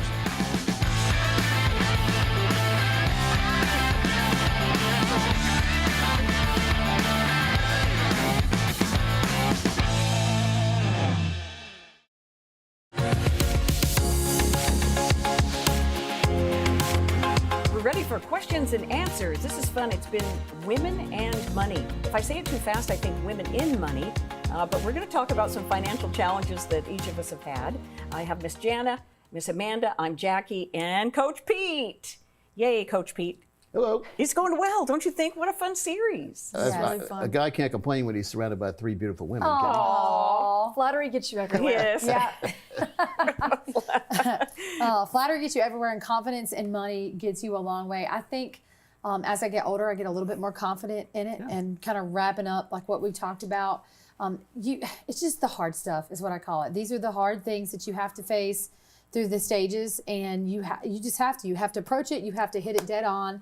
And handle it. And once you handle it, you check in with Coach Pete once a year to go over your plan. And then your plan is doing its job all by itself. There's a phrase I use, and when you guys think about it, it'll make sense. Confidence with evidence. Oh. So my clients are confident because we have evidence. Yeah. The evidence is they have a total retirement plan. They've got their long-term care taken care of. They've got all their bills paid for. They've got their estate plan handled. That's confidence, and they have the evidence. So confidence with evidence. And once you get that into that level, you're fine, and you're bulletproof almost, emotionally at least. If we can make your money bulletproof, your emotions get bulletproof too. Even better. Sure. Yeah. Confidence with evidence. Dice takes care of Amanda's anxiety. Yeah. Yes. We can put we're going to work with you. We'll get you all set. We got that wedding to plan now. We're not going to get in the way. We'll let you spend what you need to spend. But then after that, we've got to roll our sleeves up. Buckle down. So you got to have some fun in life. If you never have fun, then what are you here? So you got to have some fun, have some goals, but just know, I'm glad that you feel a little guilty about spending too much money on the wedding, because that's a good mentality. If you don't care and you're just getting the credit cards out, you're going to have to answer to them down the road. Ooh, so yeah, that's true. Let's put a plan together. We'll be all right. You'll be okay. Ladies, I was wondering if I could ask you both, do you feel some regret that you didn't know this stuff before you started working with Coach Pete a little bit? I do. You're still young, though. I know, but where does this leave me? Yeah. I think it's hard because I grew up with friends who their parents had it figured out. Like I learned about a Roth IRA from a girlfriend of mine's dad when I was 18 years old. I'm like, what is a Roth? And then I started doing research, and they were trying to tell me this. My parents didn't know anything about that. They were check to check, barely graduated, just working as hard as they could to keep a roof over our heads. So we didn't have those conversations at the dinner table when I was growing up. So I think the hard part was knowing, like, oh gosh, at the time when I started my Roth, it was, I had to put $4,000 in a year and max it out. So it was like, that's a lot of money at that age. But, I just worked hard every month to divide it out and to max it out and said that was what I was going to do. But I think my regret is not sharing that information with other people coming up, because you just don't know what you don't know. And you don't also know if they're going to receive it. from somebody your age? Like, That's are they so going to true. listen to you? You know, We're I don't putting know. together a course now. It's going to be a bunch of different pieces, but it's going to be grade school, middle school, high school, love that. college, and after college. That's Whether great. they're gonna Benefited be- from that. What to do financially. Even grade school. I mean, if you were in grade school and you learned about a Roth or a dividend reinvestment program, you know, you get your. When I had a paper out when I was 10, I wish somebody had told me about a Roth. I've been putting some money away There you instead go. of buying candy all the time. Same. But again, it's about knowing and knowing the right way to do things. And you're smart. You guys you're on the right track right now. It's still tough though. I think it's you're still always questioning, am I doing the right thing? Yeah. And you know, what do I need to be? I have a 13-year-old brother. My dad had a midlife crisis. That's another story for another time. Wow. We went there. But I try to explain to him, like, I'm like, write down on a sheet of paper everything that, you know, you're spending, or, you know, he said the other day, like, I don't like the way we're living. And I'm just like, oh, okay. I'm like, so I made him write down like everything my dad spends. And I'm like, if you don't like your life now, like this is what you'd have to make every year to even be able to afford this lifestyle, then you better be a doctor, lawyer, or surgeon or something to be able to afford this. And I think that kids these days don't know where the money comes from, how the money gets spent, and just what it takes to live. And I say, so to wrap it up, and what I was trying to say is the regret I have is not being harder on being more of a friend than a coach. To the younger people in my life. Yeah, but we're going to make it easier with that series. We're going to come out with a workbook series for But I ages. feel you on will they listen to you? I feel like even in broadcasting, you know, in general, and being in radio and having blonde hair, they never listen to me. They think, you know. Well, I get the feeling people don't listen to me confirm. sometimes too on air. Yeah. So our points are relevant and very important, and a lot of people just ignore them, I guess, and think everything's going to be fine. Ignoring this problem is not going to make it go away, right. and financial problems get worse. Sort of like having cancer, it's going to get worse, not better, over your years. Unless you take steps, yes. Take a big step and address it and accomplish it and conquer it, and then put you in control. You know, I was the complete opposite of Amanda, and I still kind of am. I don't want to be bothered with the details. I really don't. Well, just handle it. I have a lot of clients like that, Janet. They just want it done. Yeah, I want it done, and I control so many different things in my life and my career. When it comes to this, I defer to the expert. I can't be an expert in everything, like you can't be in everything, but you are an expert in this. I don't repair my own cars anymore. Yeah, no. And I trust you. And so I think I wish I had done my research earlier, and it wasn't to educate myself on where to put my money and what to do. My education earlier would have been find a partner. Yeah. Well, that's right. Somebody you could trust, a teammate. Somebody you could trust where I knew let's check in once a year or twice a year or whatever the thing is, because, you know, at different points in life, I wasn't working with that much. Yeah. You know, and I've been in sales forever, and I have huge years and I have okay years. Right. And I needed you many years ago to tell me on those huge years, Where to put the money. don't take quite so many trips. Yeah. And, you know, I had a lot of clothes. But you have a lot of good Stupid memories stuff. too. I have So good those are memories. priceless. That's true. Yeah. So Yeah. really, I can't be mad at you for I spending know, money and I there. don't regret it, but I Yeah. can't imagine.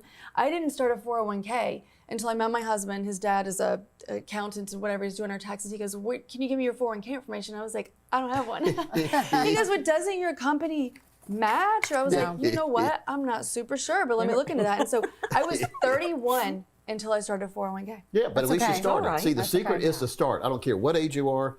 It's to start. Start a 401k, start your retirement plan, Yeah. start your long-term care plan, start something today. Don't wait till next year, because next year might not come, and if it does, it might not be the best circumstances. So let's get things done now while the water's calm, Yes.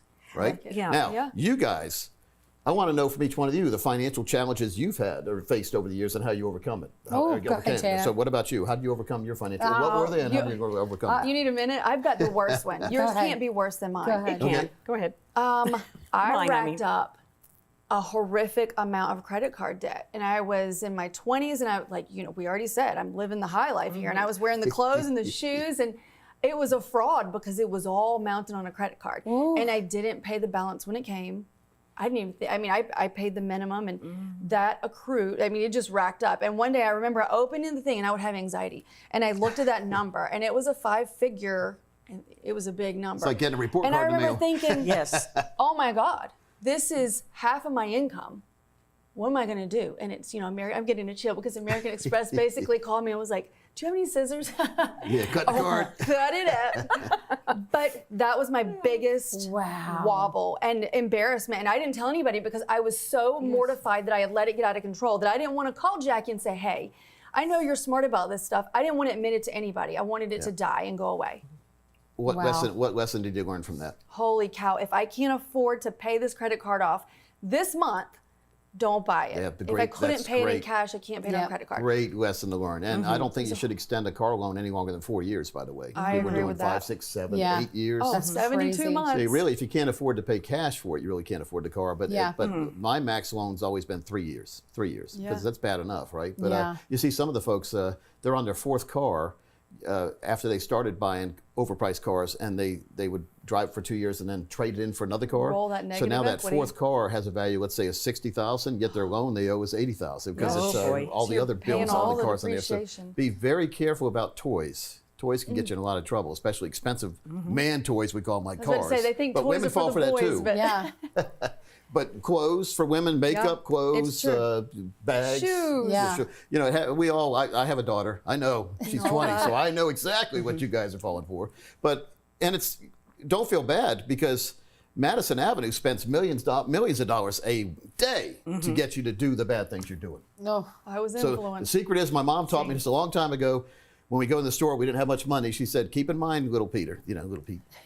She said, Petey, what she's calling me, Petey, is you have the money and the stores are trying to steal it from you. Oof. So she I said like that. that. She's smart. And we Money go in in the your store, pocket. and I still remember that, because your money goes, well, you ever broke a $100 bill before? How fast does it gone. disappear? Then it's gone. So money goes a lot faster. How Once long it's did it take broke. to get that $100 bill? A lot Yes. longer than it took to lose it, right? You go to McDonald's a couple times, the $100 bill's gone these days. So be very careful about how you spend it. But Janet, you learned your lesson.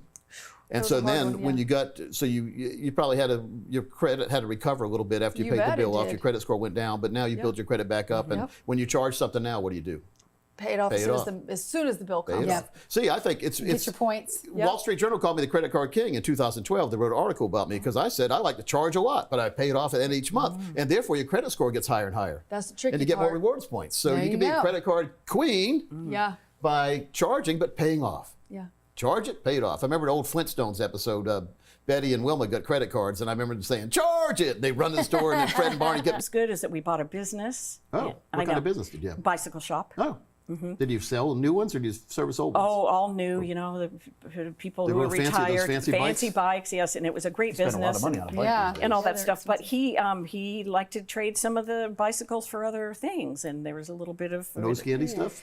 I don't know if it was that or he just wanted to get a new car, and then the mechanic, right? And the So he's doing a mechanic barter system. bartering. Yeah, bartering. it's called embezzlement, I believe. We're on here today upon his death. I feel like this needs to insane. I told you it was going to be the worst story. Where were you skiing out in the mountains in somewhere? Vail. Oh, Vail. Yeah, I worked for a broadcast network, and they allowed me to work in Vail.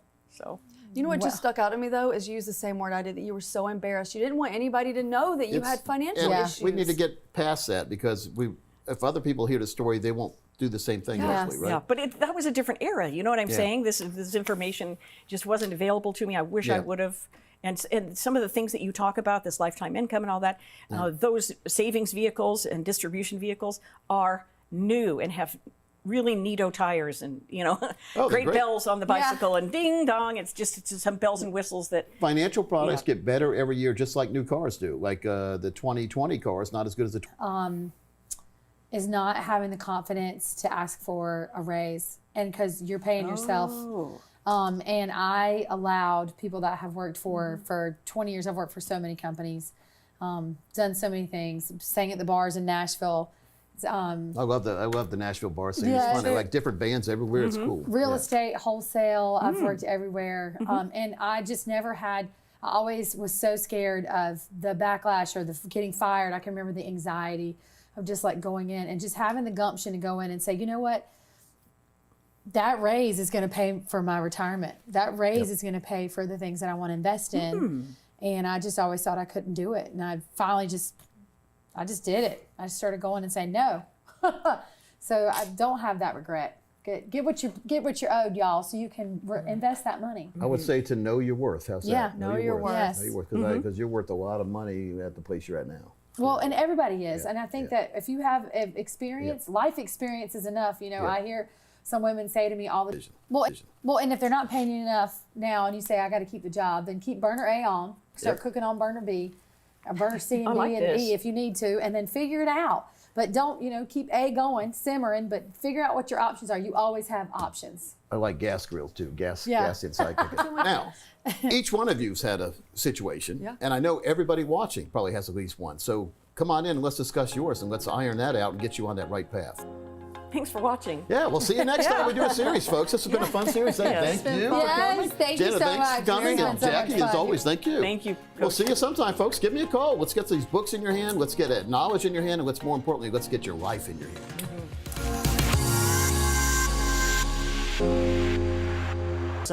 B 50%, B 50%, C 85%, or D the full 100%. I'm Thomas Lipscomb here alongside the author himself, Coach Pete D'Arruda. Thank you for joining us once again in our series, Know the Fundamentals. Yeah. It's huge, Coach. Know the fundamentals. Everybody seems to have their opinion on financial planning today. You can go to 17 different websites and they're going to have their little section on this or that with their opinion editorials. I don't know if half the time they're actually written by an advisor. But let's talk fundamentals. Yeah, very important. I mean, if you watch any sporting event, you can tell the teams that the coaches spend a lot of time making sure that the players understood the simple tools and techniques and then added to that. That's good. If you try to jump in like up here and you didn't learn down here, you're going to quickly fall back down. So building blocks. Fundamentals. Know this, but at a certain point, you got to find someone you connect, trust with, and make that one decision to get the plan. Because like you said in our last episode there, once it's done, it's done. Yeah, we're more than happy to give you all this behind the scenes information, by the way. Yeah. And you can put it in a file. You might look at it someday, you might not. But we have it all backed up. But we put all the important and pertinent information on a one-page plan for you, showing you in color, different colors, what it really means to you. Yeah. What's my lifetime income going to be based on what I have right now? What are my expenses going to be? And of course, the income better be higher than the expenses. Exactly. And so if not, we could tweak that. And so that's why it's important to be honest when we talk about what do you like to do in a day, a weekend day. I'll connect with Coach Pete's fiduciary team with the information that you see there on the screen. Get your question. I'll connect with Coach Pete's fiduciary team with the information that you see there on the screen. Get your questions answered, but even more important than that, let's get that plan. Take that worry, as you like to say so often on your radio show, Coach. Take that worry.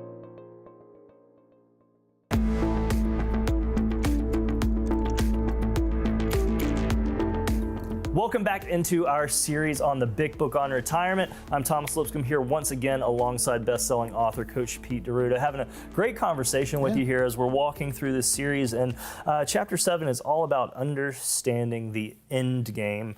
And I like this because, when it comes to retirement planning, something that you've talked to me about, Coach, is you want to understand an individual's dreams, aspirations, goals in retirement, and you can sort of work backwards from that based on what they have. Yeah, and it's a fun process to find out what you really want to have happening in your life, and then we can work backwards, and we can, for most times, tell you that's possible if we do certain things now. There you go. We move this money there, and we put that money there, and everything's fine now. And so on the radio show a couple weeks ago, he asked me a question from a friend. And you have 60 days once you take money out of your own IRA to put it in a different IRA, or you get that tax bill. That money becomes taxable. And so you got a 60-day clock. Or if you have it electronically done through a planning organization like us, it's done automatically. You don't have to worry about it. So the burden of proof lies on the institutions, not on you when you have an institution help you. That's good. That's a big time bomb for folks if they do the wrong thing with money or your money in IRAs. When you take that money out, you're going to have to pay tax on it, unless it's a Roth IRA, which is tax-free. If you have a Roth and a regular IRA, then people say, well, which account should I start taking money out first when I'm in retirement? My opinion, if you got some money growing tax-free, keep it growing tax-free. Take the money out of the taxable accounts, keep that money growing tax-free over there. Because the good thing about a Roth or life insurance, when you pass away, that money goes tax-free to your next of kin. Yeah, so powerful, so powerful. It moves on tax-free, doesn't disappear. That's good. And you don't even have to take it out if you don't want to. No, it's true. Well, and we've just talked about a couple of situations here, but throughout this retirement transition, there are so many of these exit strategies that you need to have in place. Yes. Even into retirement, Coach, I think about laddering strategies, bucketing strategies. Yep. Technically, these have exit strategies at each point as well that are, you guys are always tailoring these, aren't you? Every now and then just updating, making sure everything's heading in the right direction. 32 years I've been doing this, Thomas. 32 years I've seen about any kind of situation you could ever imagine. Yeah, I bet. So that's why it's good to go, like when I go to my doctor, he's been around for a while, and so he's seen no matter what I say, he's seen it before. He doesn't have to start Googling. You don't want your planner learning with you, in other words. Oh, man. And so we've seen the mistakes people have made, and our objective is to make sure you don't make those same mistakes. There you go. And, the definition of insanity is doing the same thing over and over again, expecting different results. But a genius learns from other people's mistakes. Yes. Well, we'll learn from other people's mistakes to put a plan together for you that makes a lot of sense. Very powerful. Yeah. Very powerful. So get your own plan now. There's no cost or obligation. You've got the book. The book is a great tutorial, by the way. But then you can have the teacher, the professor. You can meet with the professors and me, who I've educated all my advisors. They understand every tool and technique in this book. Yes, absolutely. Without a call. doubt. Let's get a plan put together and put you in control of retirement where you never have to worry about income again. There you go. Now's the time, folks. Take action. Call the number you see on your screen. Text us, email us, whatever is easy for you. But the important thing at the end of the day, start the conversation. Yeah, get started. Get started. Don't be afraid. It's nothing to be scared of, and we'll make it painless as possible. As painless as possible. And There'll be no finger pricks. I'm turning the page, Coach. Coming up next, folks, we are discussing the next section, tactics. Stay tuned.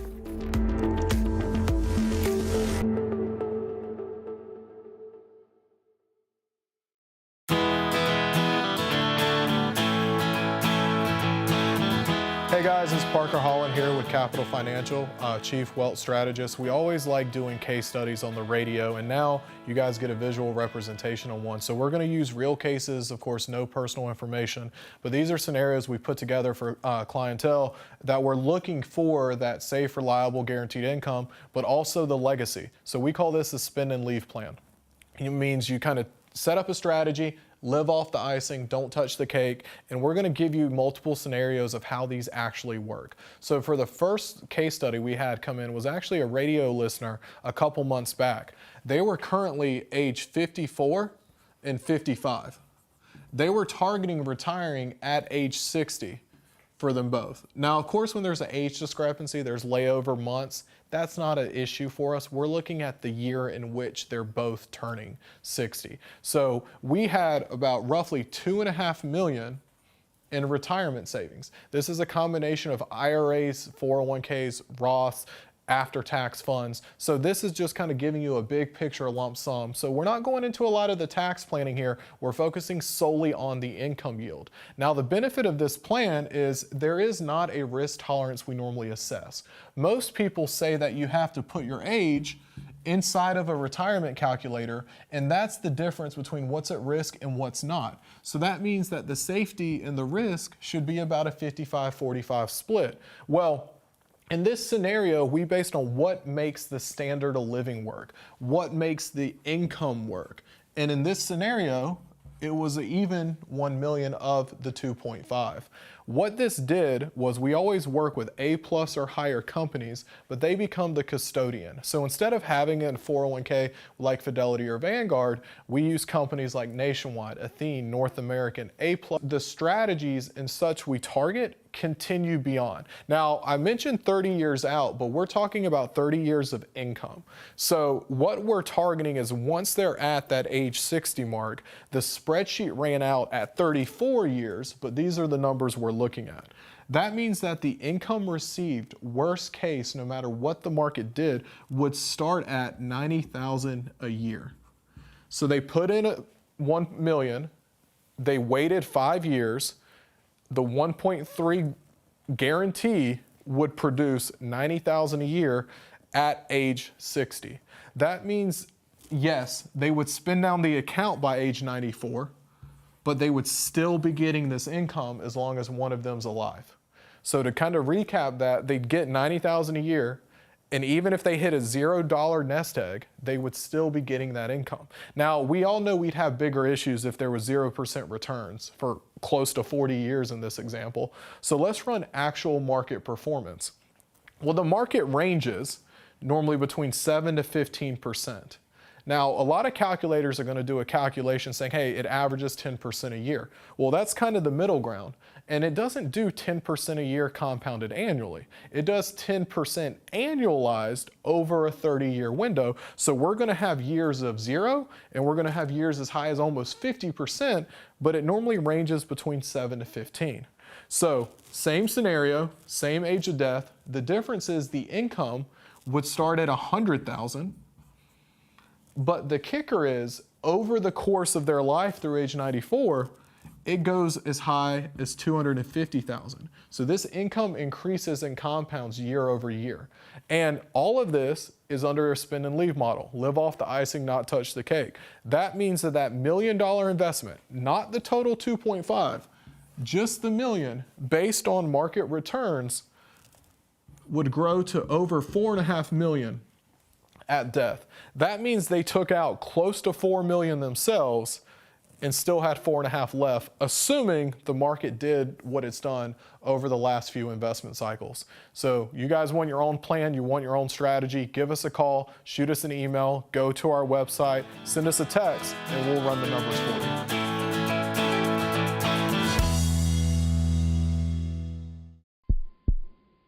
This big game, every move counts.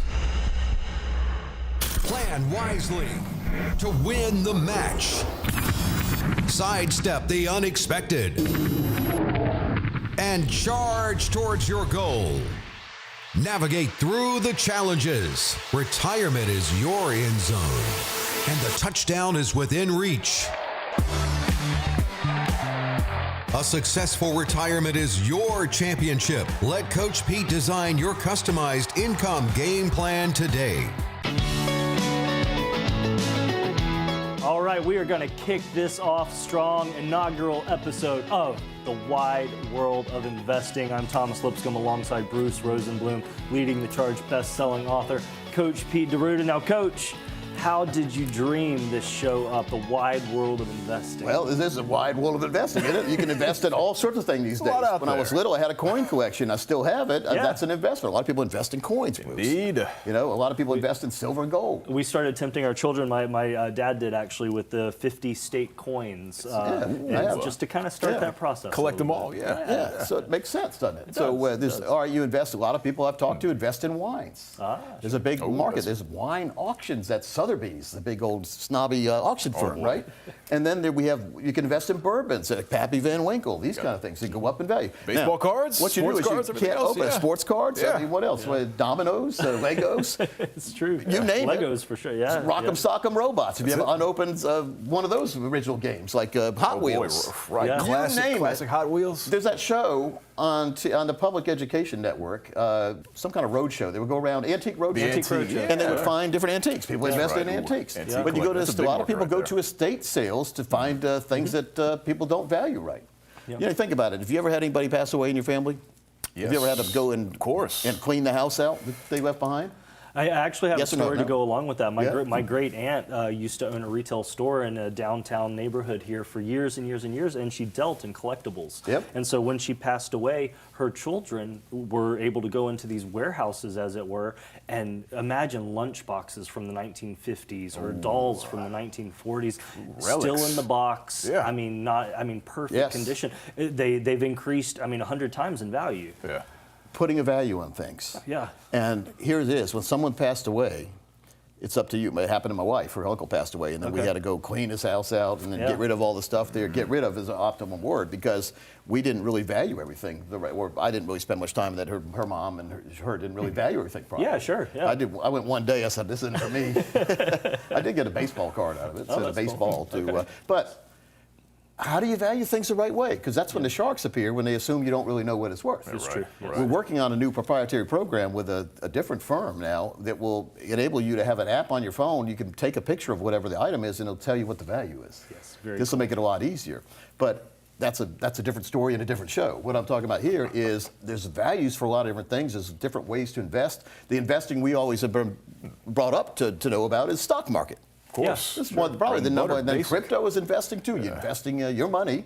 Investments basically mean you take your money and you give it to somebody else for some item. That's investing. Right. Sure. So it can either go up or down. The person who is selling it to you is hoping that they've made money too, and they're hoping that when they sell it to you, it's going to go down in value because if it was going to go up, they would have held it. Or maybe they need the money. So one of the things we're going to talk about here, we're going to concentrate on all different investments. We're going to talk about the stock market every now and then. We're going to talk about crypto. We're going to get CEOs on from different companies or people that invest in different areas that we've never heard of and try to educate you as a general public of places that you might not even know that are good for investing. That's right. You might be sitting and feeling like you're in poverty right now, but you may be in a house that's loaded with things that are worth a lot of money, but they don't have much value to you because you don't really know what the value is. Yeah, that's good. So, right, Bruce? So one of the things that I've done here lately is I've been out trying to say to myself, how can I have the great first show for the Worldwide Investing Show? Yeah.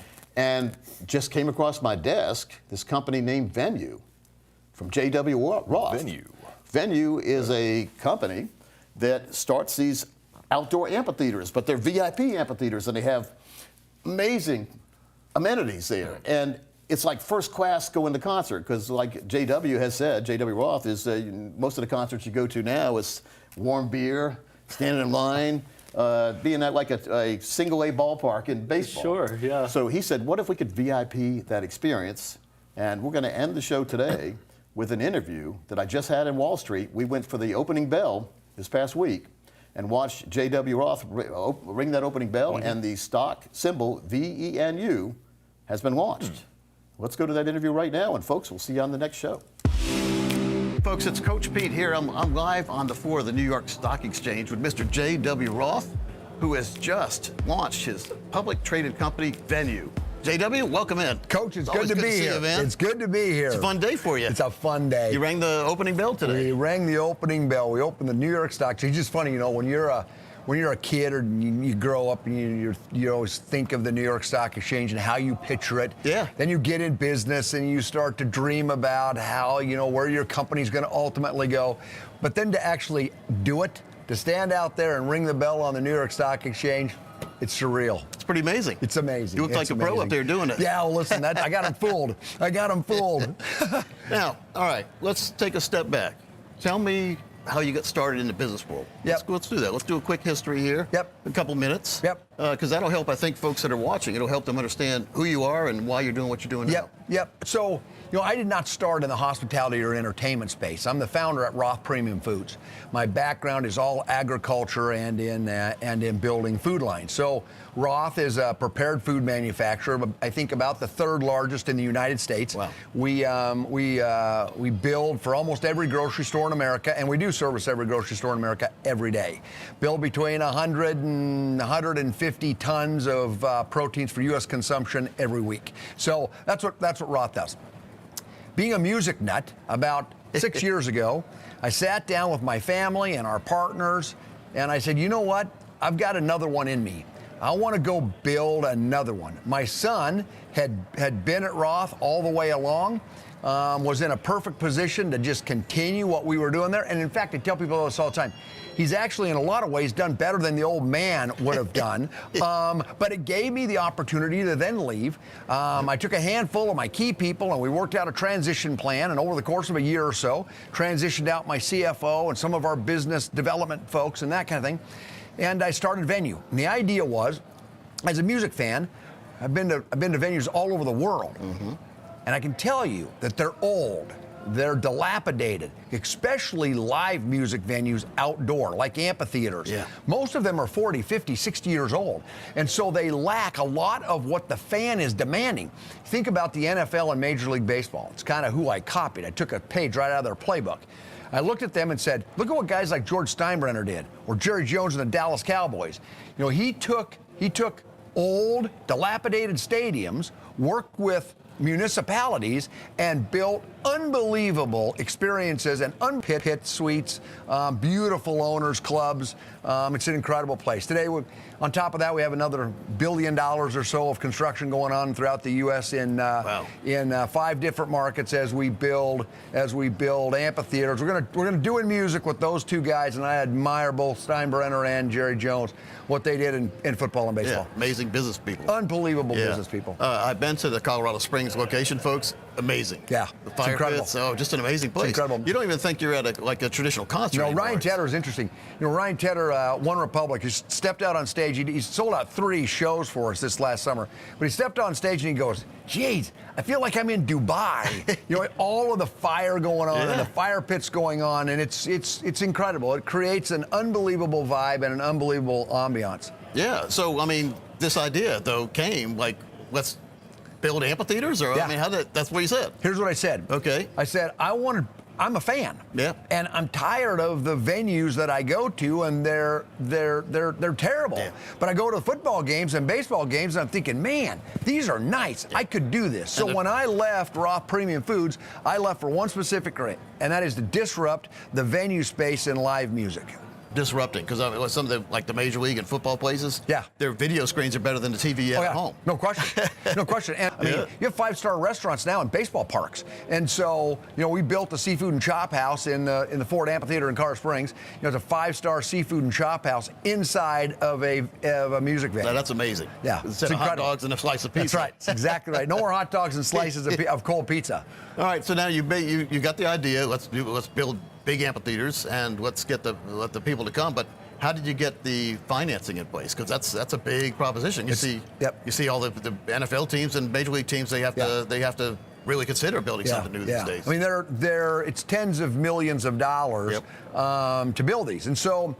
Basically, there's three parts to my financing strategy. First is the municipalities have to participate. So 35% or so of all of the financing comes from the municipality. The municipality provides the ground, provides the tax incentives.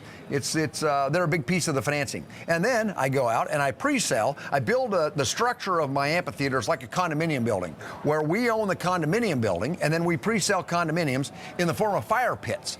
And so about 35% or so of all of the financing for these come from those suite owners and fire pit suite owners. And then the balance comes from our ability to then finance and put small amounts of sale leasebacks on the ground underneath the amphitheater. But these amphitheaters, like in McKinney, it's a $300 million amphitheater to build it's the most seated amphitheater in the history of the world. That we're building there. It opens for the 2026 season. It's beautiful. If you've not seen what we're doing down there, it's incredible. But at the end of the day, you could never make it pencil if it wasn't for really forward-thinking municipalities like the city of McKinney. Mayor George Fuller, he's a forward-thinking mayor. He's a wonderful man. And he, in his way of thinking, he brought the city council along, and next thing you know, they're supporting it. We have great fire pit suite owners down there. We've got a good friend in Troy Aikman. Troy Aikman's a Hall of Fame quarterback for the Dallas Cowboys. Yes, he is. He and I partnered on 8 as a sponsor at our venues, and then we're building the Aikman clubs, and so. We've just got really good partnerships, good sponsorships, and so at the end of the day, we have a financing strategy that works and works well, and it works good for our public company shareholders. Yeah, that's a good question. So a lot of people, before they invest in the stock, they say, "Well, let me see how much debt this company has." That's right. How are you looking on that? We have very, very little debt. We, over the last 8 quarters or so, 9 quarters, I guess. We've built a balance sheet of about $181 million. We'll cross $200 million and add $1 billion in 2025. Is that a B? With a B, in the net tangible assets. And so, at the end of the day, we are focused on our balance sheet, and as a result of public-private partnerships and mark-to-market valuations, we're gonna cross that number this year. Now, someone who's just finding out about venue for the first time, and they say, "Gosh, how do we get an amphitheater like this in our area?" What are the steps you've been doing, and where are you going next? Yeah, so right now we're finishing up amphitheaters as we build down through the Tulsa market and Broken Arrow.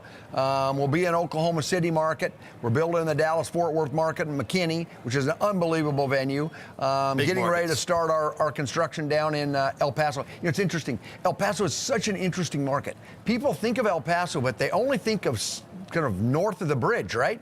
Listen, south of the business bridge is just as big of a market. Latin music has exploded. There you go. It has exploded. Yeah. And that market has exploded. And so at the end of the day, I tell people all the time, don't count El Paso out as might be the most profitable venue we build in the next 10 years for that exact reason. When is that on the schedule to come out?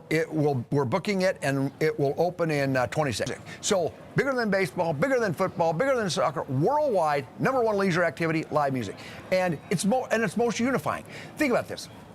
Where else can a Republican and a Democrat and an independent all sit together and sing in harmony and be harmonized in whatever they're doing? Live music, right?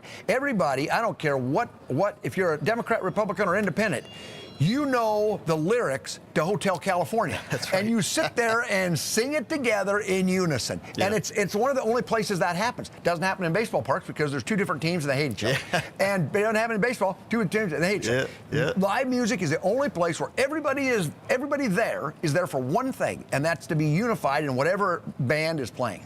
It's amazing how you can have an album, listen to it over and over again at home, but then you go see that band live, and it's a totally different experience. It's so much better, isn't it? Live? No question. Yeah. It is. Live music is I tell people this all the time. Live music, and everybody that's watching this they know, it's a vibe. It's a feeling. There is an ambiance about live music you don't get anywhere else. And it's something that you tell stories about. Music, I can play a song, and it takes you back. Yeah. You can remember where you were, who you were with, and what you were doing. Good point. Because that's what music does. Music creates memories. Live music creates even better memories because you enjoy it with somebody else. Yeah, and you've got the collective energy of everybody around you. I think That's right. resonating. We don't even know the metaphysics on that these days. No too, question. But I think the group mentality of everybody on the same side. No question. I mean, it just lifts everybody's spirits. Yeah, up. no question. Again, No question. Album Yeah. or live? Who That's doesn't want exactly live? right. So my next question is, do you ever see live music going away? Of course, that was the never, softball question. never. Not in 100 Probably years. getting better and better, isn't it? It does get better, right? Yeah. There's a point, though. I think there's going to be a point where live music even expands. So live music today is usually enjoyed. We're together and we're at a venue. But I see the day coming where live music will be enjoyed virtually. Virtually in the sense that pay-per-view or live music events that's an audio. Like a 3D room kind like of a thing? 3D room. Yeah, I yeah. see that coming someday. Yeah, well. We'll see what happens, but with AI, you never know these I days, think huh? with AI, I think Yeah. you're going to see that happen. Yep. Wow, that's and it's pretty good. exciting. Where'd the name venue come from? Well, here's what happened. The company started off, I named it Notes Live.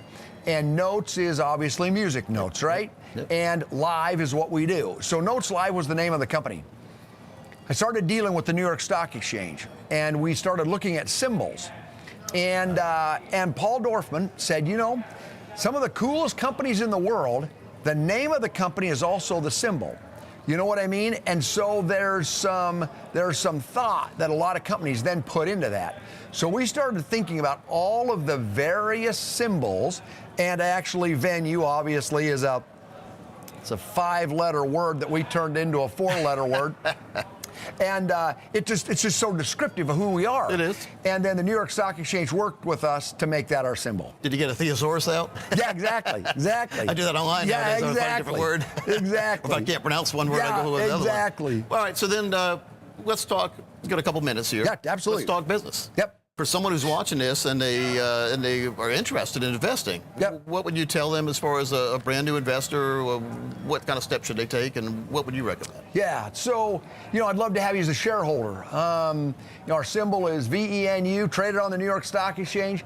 I would love to have you as a shareholder. Somebody who wants to invest in one of the new places you're building, is that possible for someone to have a stake in the next amphitheater? Absolutely, and we have a great team that does that. Go to our website, venue.live, as Coach said, and when you go there, you can click on investing and you can look at all of the venues that we're building any place in the United States, and it will give you information on that. You can also come to our offices, whether here or in Dallas or wherever, and use virtual reality to actually sit in any of our venues, or buy a ticket and come out to the Ford Amphitheater this summer and catch a great show. I saw the Steve Miller Band last year. Really good band. Steve Miller Band was a great show we had this year, but we had just so many great shows. A fun place. So someone should come and look at it because you can actually invest in one of the VIP fire pit spaces, right? Yep. Right, and is that a lifetime ownership when you invest? It is lifetime ownership. And I tell people this all the time, too. At the end of the day, the best way to understand what we do is to experience what we do. And the best way to experience what we do is come sit in my suite at the Ford Amphitheater. I did. Yeah, you Awesome did. Place, Dang awesome right place. you did. Yeah.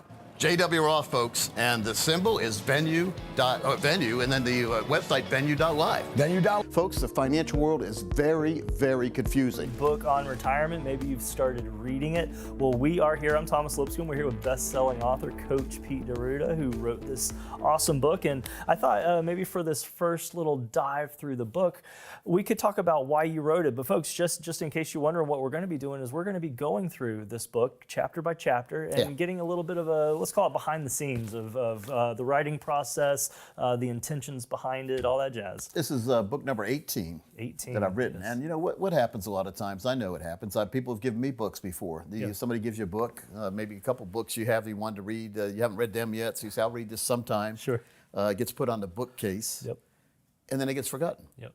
So these are really good tools and techniques in this book. We're going to go through every chapter telling you why it's important, but you can really act on these tips and tools to get a better retirement. So that's why we wrote it. I didn't write it just to write a book. I've got plenty of books. I don't need any more books.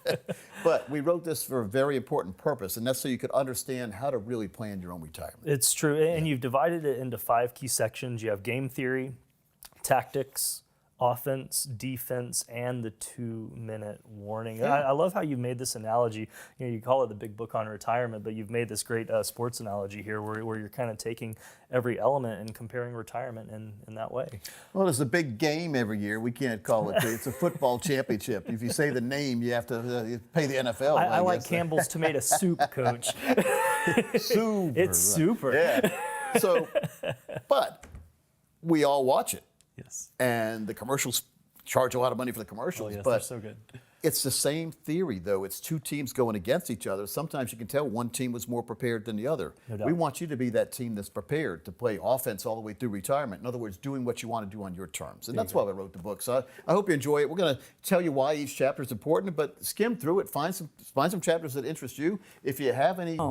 Annuities are a savings vehicle that have helped many people on the road to retirement. In modern times, they provide a conservative savings strategy that might be right for you. Quite simply, an annuity is a savings account offered from an insurance company. Now, there's some bells and whistles, and there's some things you need to know before you get into an annuity. Annuities are there for you for retirement. That's what annuities were designed for. There are 3 main types of annuities: variable, fixed, and fixed indexed. They have some important differences, each carving out their potential place in a retirement plan. First one is a variable annuity, which in my humble... So to me, a variable annuity shouldn't even be considered in the annuity world, because to me, annuity means safety and making you have that financial confidence all the way through retirement. You had a 0 and not a negative 30, 40, or 50.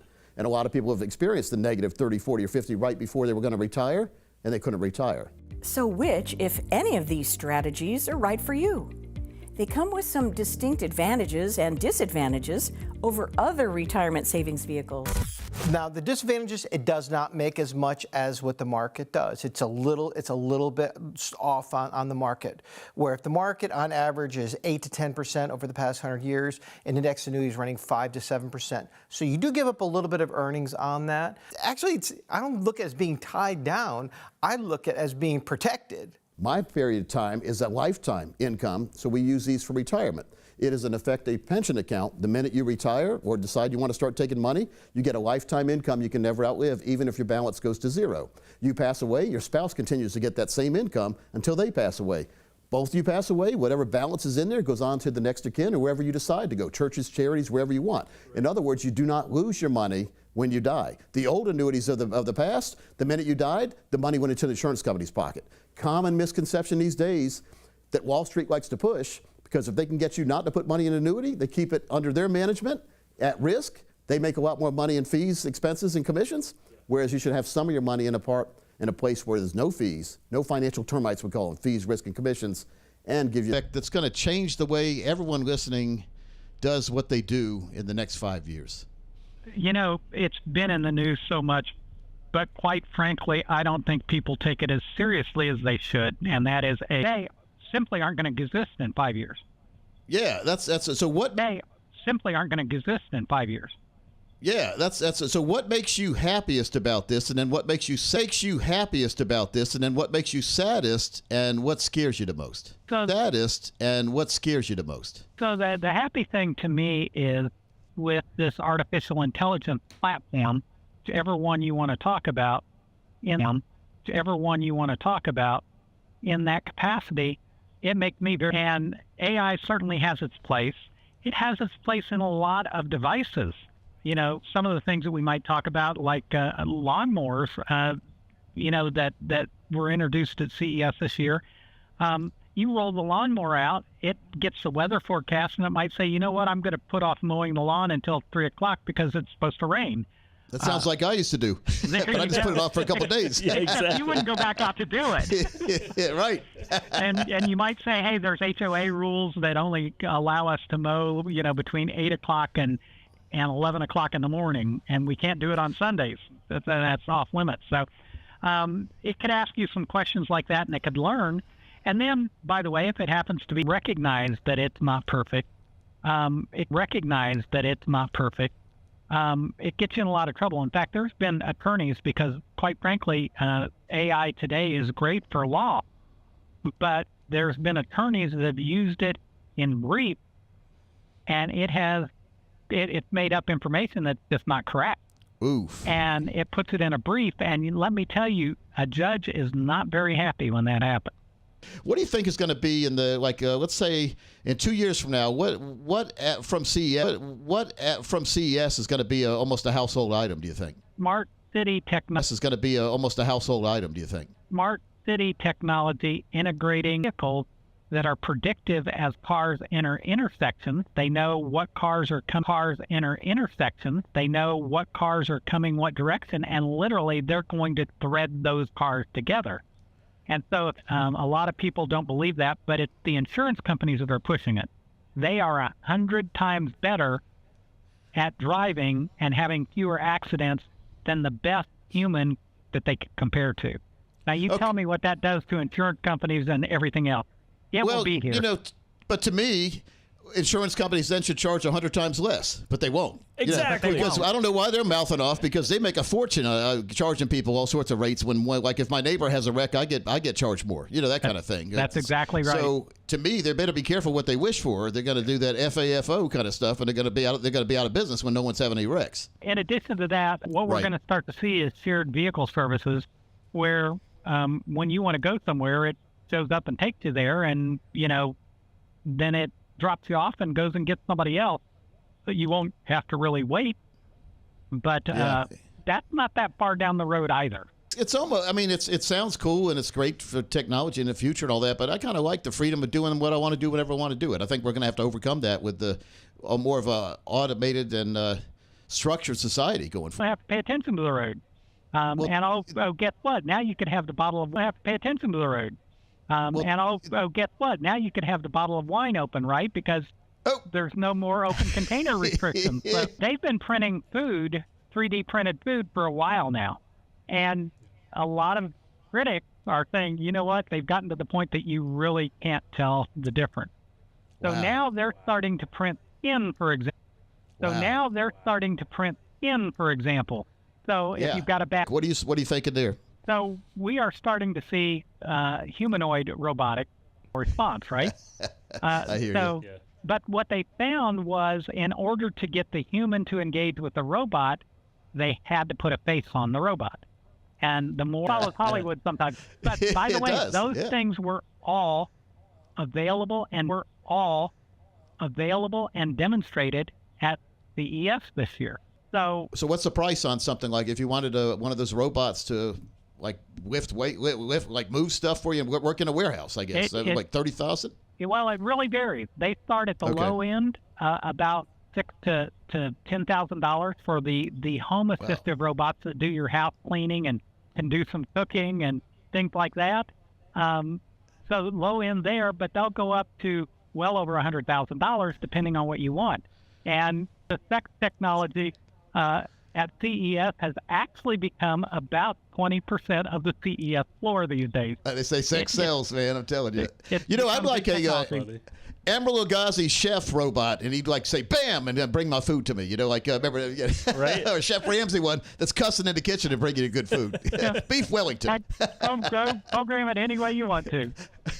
It's just amazing, man. You know, it's also worrisome at the same time because a lot of careers are in jeopardy now when these robots can do such a great job. And all you do is, I guess, how long do you have to plug them in, or how long does like one of these robots go without a charge, and how long does it take to charge them?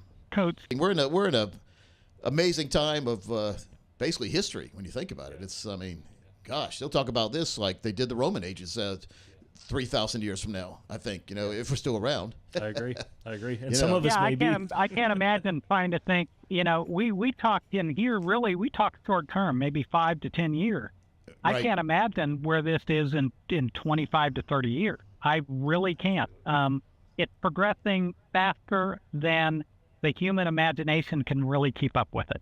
You know, back in the day, a robot would just like on Lost in Space, warning, Mr., you know, that kind of thing. But now the robots are more agile than we are. Crazy. Yeah, and by the way, they've improved that face technology like we were talking about with recognizing emotions, being able to have more facial emotions with the eyes, the mouth, everything. And, you know, they've gotten to the point where if you just do a quick glance and passing, you won't know that it's a robot. They're that good. But remember, there was a movie probably about 25 or 30 years ago. Michael Keaton. There was Duplicity or something where you invent. Welcome on in. This is Women and Money. Jackie Selby. I have the beautiful Jana Asplund and Amanda Daughtry. Hey. And of course, the one and the only Coach Pete DeRuta. Hey, Coach Pete. Good to see you guys. How are you? This is going to be fun because we did one of these about 6 or 7 years ago, Women and Money. Mm-hmm. But times have changed. That was pre-COVID. So after COVID, things have really changed. So I thought it'd be a good time to get my all-star cast together. All right. And let's have a conversation. If you're a woman watching, this will be good for you. It's good because I know that life gets in the way a lot of times, and we shift the burden and responsibility to planning for money to the other spouse a lot of times. Not the best thing because we need to know what's going on. So true. If you watch this series, and we've got some handouts for you too. If you like it, there's numbers on the screen. You can get more information. But if you can watch this series and have a pretty good mastery of what we're talking about, you'll be all set in retirement. Or on the way to or through life, but you'll have a good retirement too. Sure. Yep. And I think this is a fun representation of generational ladies here. We have, maybe, is it okay to say Amanda might be the youngest gal? No, I'm 40. Okay. Maybe I messed this up. No, Janice in the middle. Janice in the middle. Then I'm the elder gal here on the set. And I'm not mentioning anything about any ages right here now. I'll keep myself out of trouble. Like, Coach Pete knows how to stay out of trouble. This. But I feel like we're at different stages in our lives. Yeah. Don't you feel like? We definitely are. It was so funny when you said we started. I was in the conversation, the original one, 6 years ago. And 6 years ago, I was still in my 30s. So that'll give you a hint. But we rose 43%. So women are out wealthying. Is that a word? Yeah, out wealthying. But unfortunately, we're trusting the wrong people to make the decisions or to be the decision maker. So it's okay to have somebody in the family be the decision maker, but everyone in the family needs to know what's going on. Yeah, and women are generally the caregiver, let's be honest. Yes. And we're also planning for the future for, let's say, my grandparents or my dad, or where are they going to live? Are they going to live with us? And so now we go out of the little kid stage, which I'm in right now because I have a 3-year-old, and then I'm going into my dad's going into a rest home type stage. So it's like, boom, it all just continuously hits you. So how do we stay disciplined in this type of environment to continue to save? Yeah. Do you find it interesting when folks come to meet at Capital that it's maybe just the man who kind of takes the lead and the woman fades to the background on the decisions or the explanation? That happens more than it should. And then later on, sometimes the lady may have questions, but they're overlooked by the man sometimes. And he said, it's okay, we're going to be fine. I want to make sure both spouses are fine before we go forward and I sign off on a plan. Because if it doesn't make sense to one, it shouldn't make sense to either. Well, it's a lot of information. And like Amanda said, we're used to thinking about other things as women. So, Well, part one is you need to find somebody you can trust and work with. And whether it be a man or a woman or a team of people. We have a team here. We have men and women on our team. But and so we don't tell someone you can't meet. If you want to meet with a woman only, we can set you up with a woman only to meet with. I just think it's better to get everyone's perspective. We do a team philosophy here, so you'll meet with one person or a team of people, but then the whole team gets together and works on your plan. Sure. So team and a plan. Yeah, because so we do team here, so it's hard for me to understand like you said, when the man and woman will come in and the man asks all the questions and basically the woman feels like she's not even allowed to talk. That shouldn't be that way. Annoying. Because as a man, it is. you see that. All the time. As a man, I know you guys are gonna outlive us. Yeah. And my wife is 7 years younger than me, and usually you guys outlive us by 7 years. So my wife has a pretty good deck of cards in her hand. Well, especially when you're bringing a significant paycheck to the table. Yes. It's kind of like, where's my voice? I want to be heard. How are we investing? I want to diversify. I want to put my funds in different places. And the man's like, no, we should do this. So I think that when you have someone like you in place, someone like a Capital Financial Advisory Group, to sit down and say, hey, this is really the smartest thing to do. This is really the smartest thing to do. And then it kind of takes the tension out of all of the planning, I think. The best plan is one where you have a coach who's laid out the big game plan. So I'm the financial coach, lay out the big game plan, but you're the quarterback. And you have two quarterbacks. You have the male and the female, the husband and wife.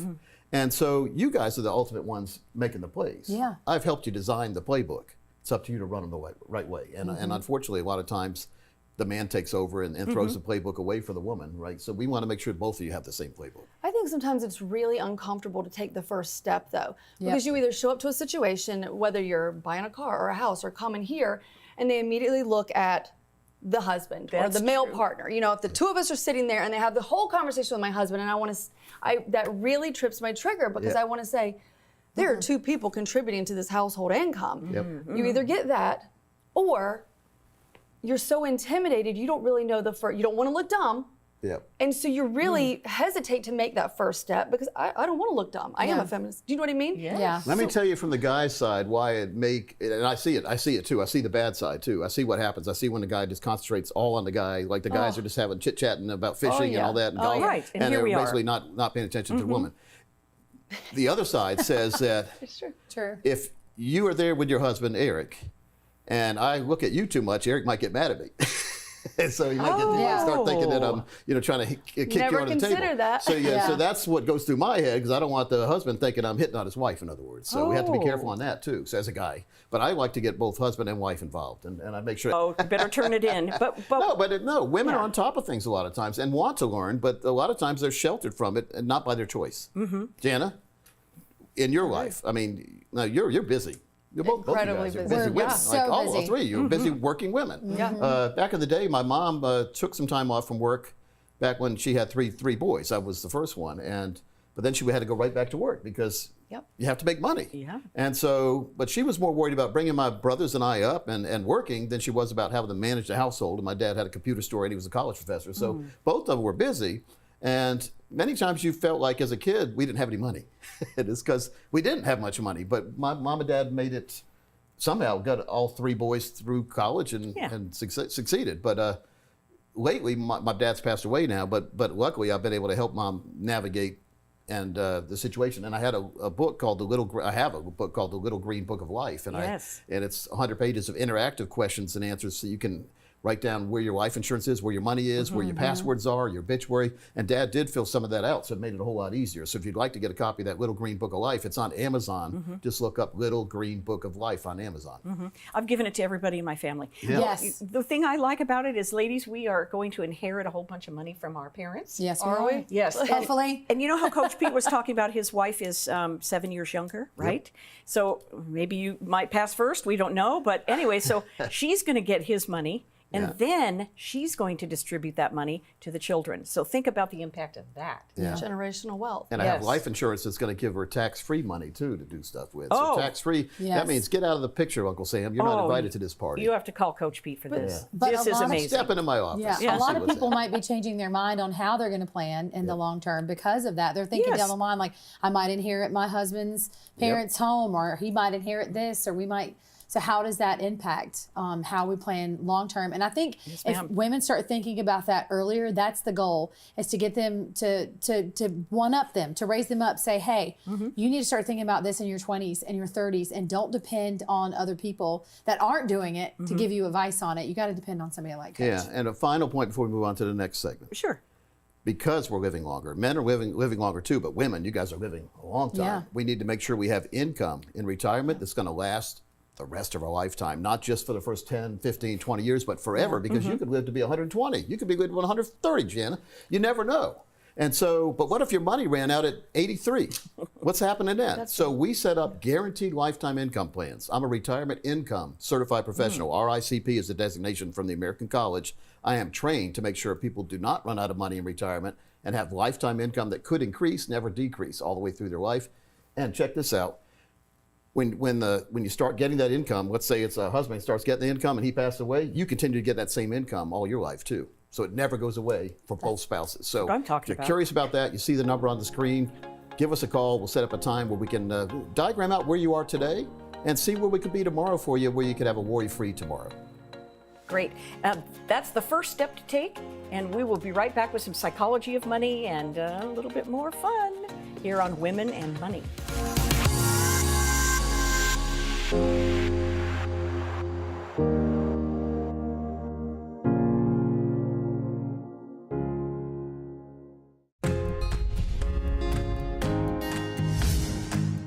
Hey everybody, it's Coach Pete with Matt Scuderi. Matt, thanks for coming today. But I used to, back in the 90s, I'd get in my car and go to see people at their kitchen table. And so we're available for that too, by the way. Never had more fun than visiting people at their kitchen table and going over things. And I ate real good too, by the way. And sometimes I'd be there during dinner time.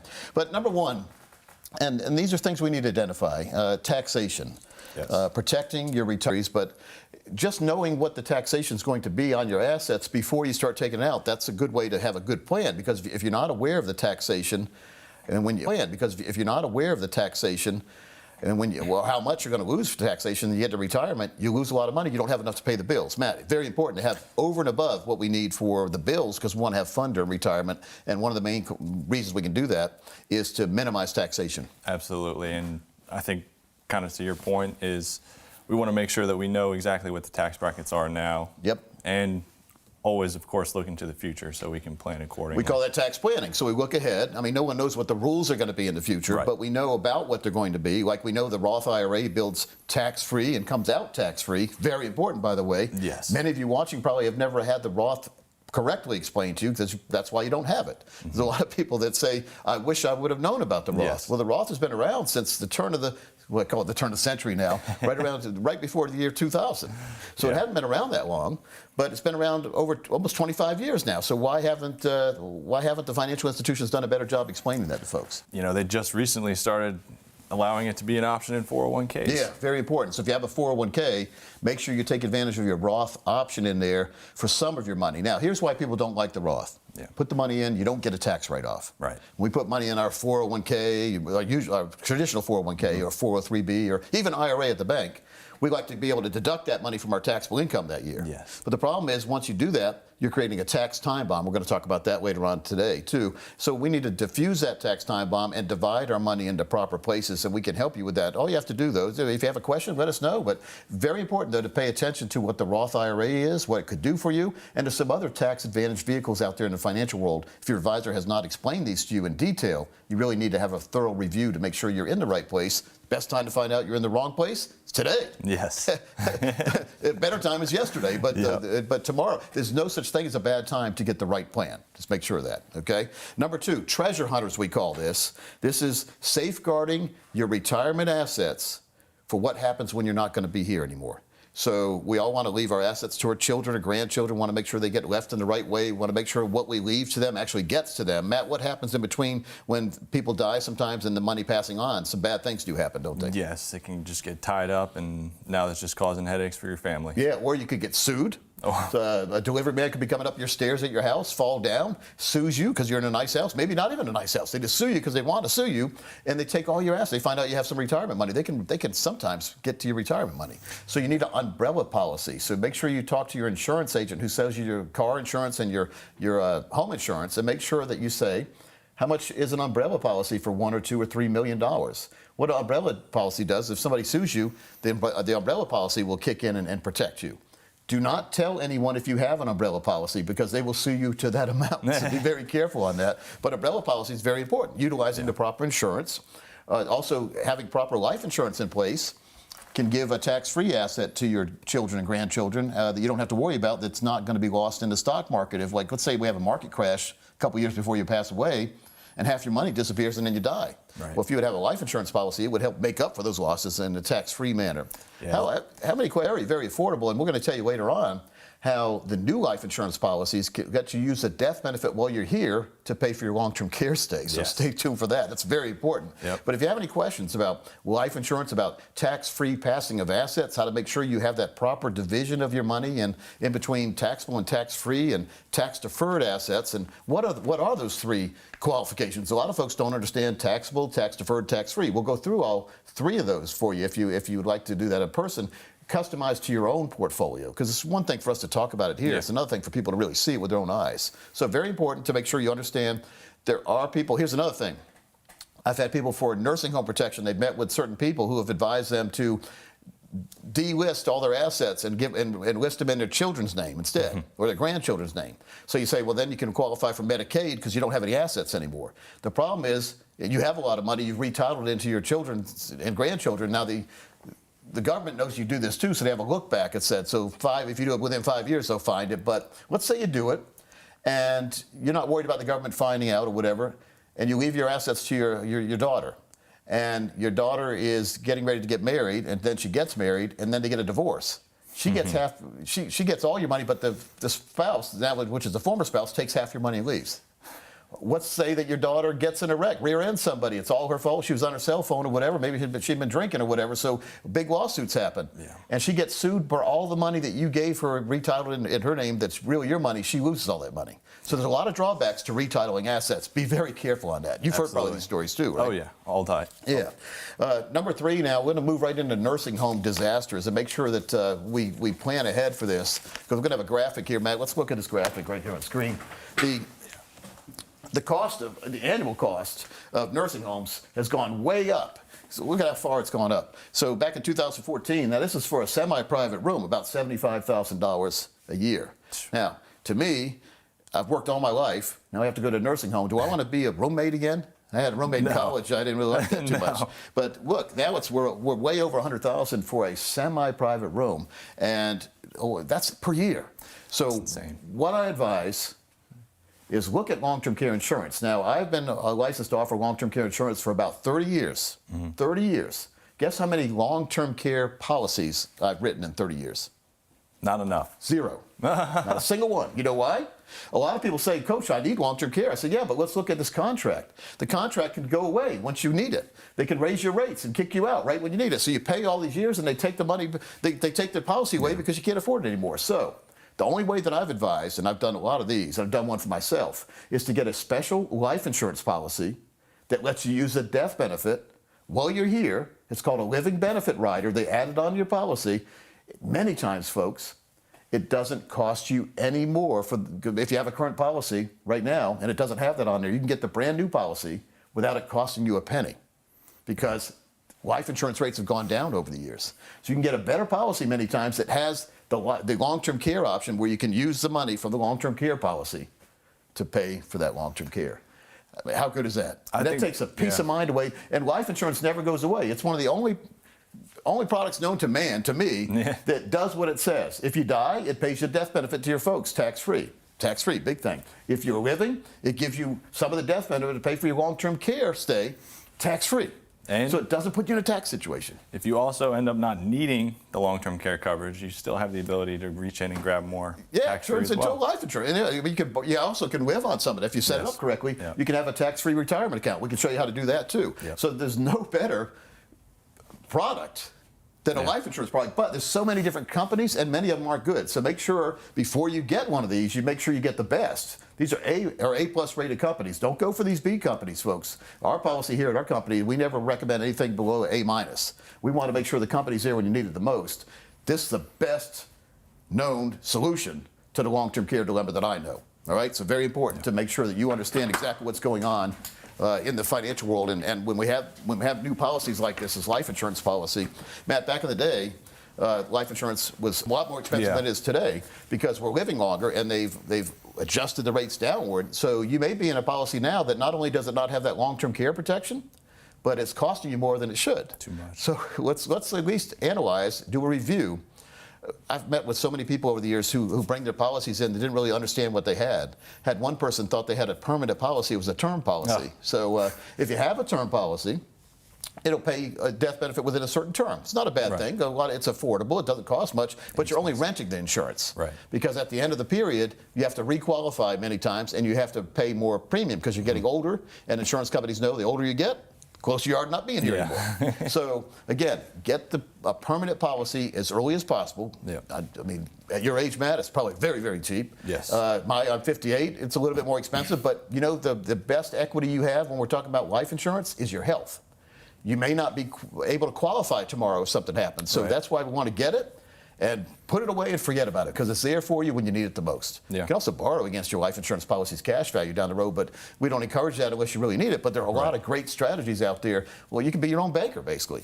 But make sure you get the right policy, folks. If you have a question about that, or if you'd like to get a quote, or see what it could mean for you and your family, to take that worry out of not only living through retirement, but living with the health scares now. You don't worry. If you have to go to a long-term care policy, you can pick a better long-term care facility. You can pick the best place, because now you have almost unlimited cash flow when you think about it from some of these policies. So find out about that. Very, very important. Coach, we've got some questions from listeners. We're going to spring them on you. I hope it's okay. Oh, question. Okay, good. Awesome. Oh, and by the way, all you have to do to have that question answered is to see that chat button there on the screen. Type your question in. You can put your name if you want, if you don't have to, and we'll answer it for you. This one's interesting. They say they have a lot of assets but no retirement income. Say they're a little bit worried about that. What could they do? So, a lot of assets. See this a lot, but no income.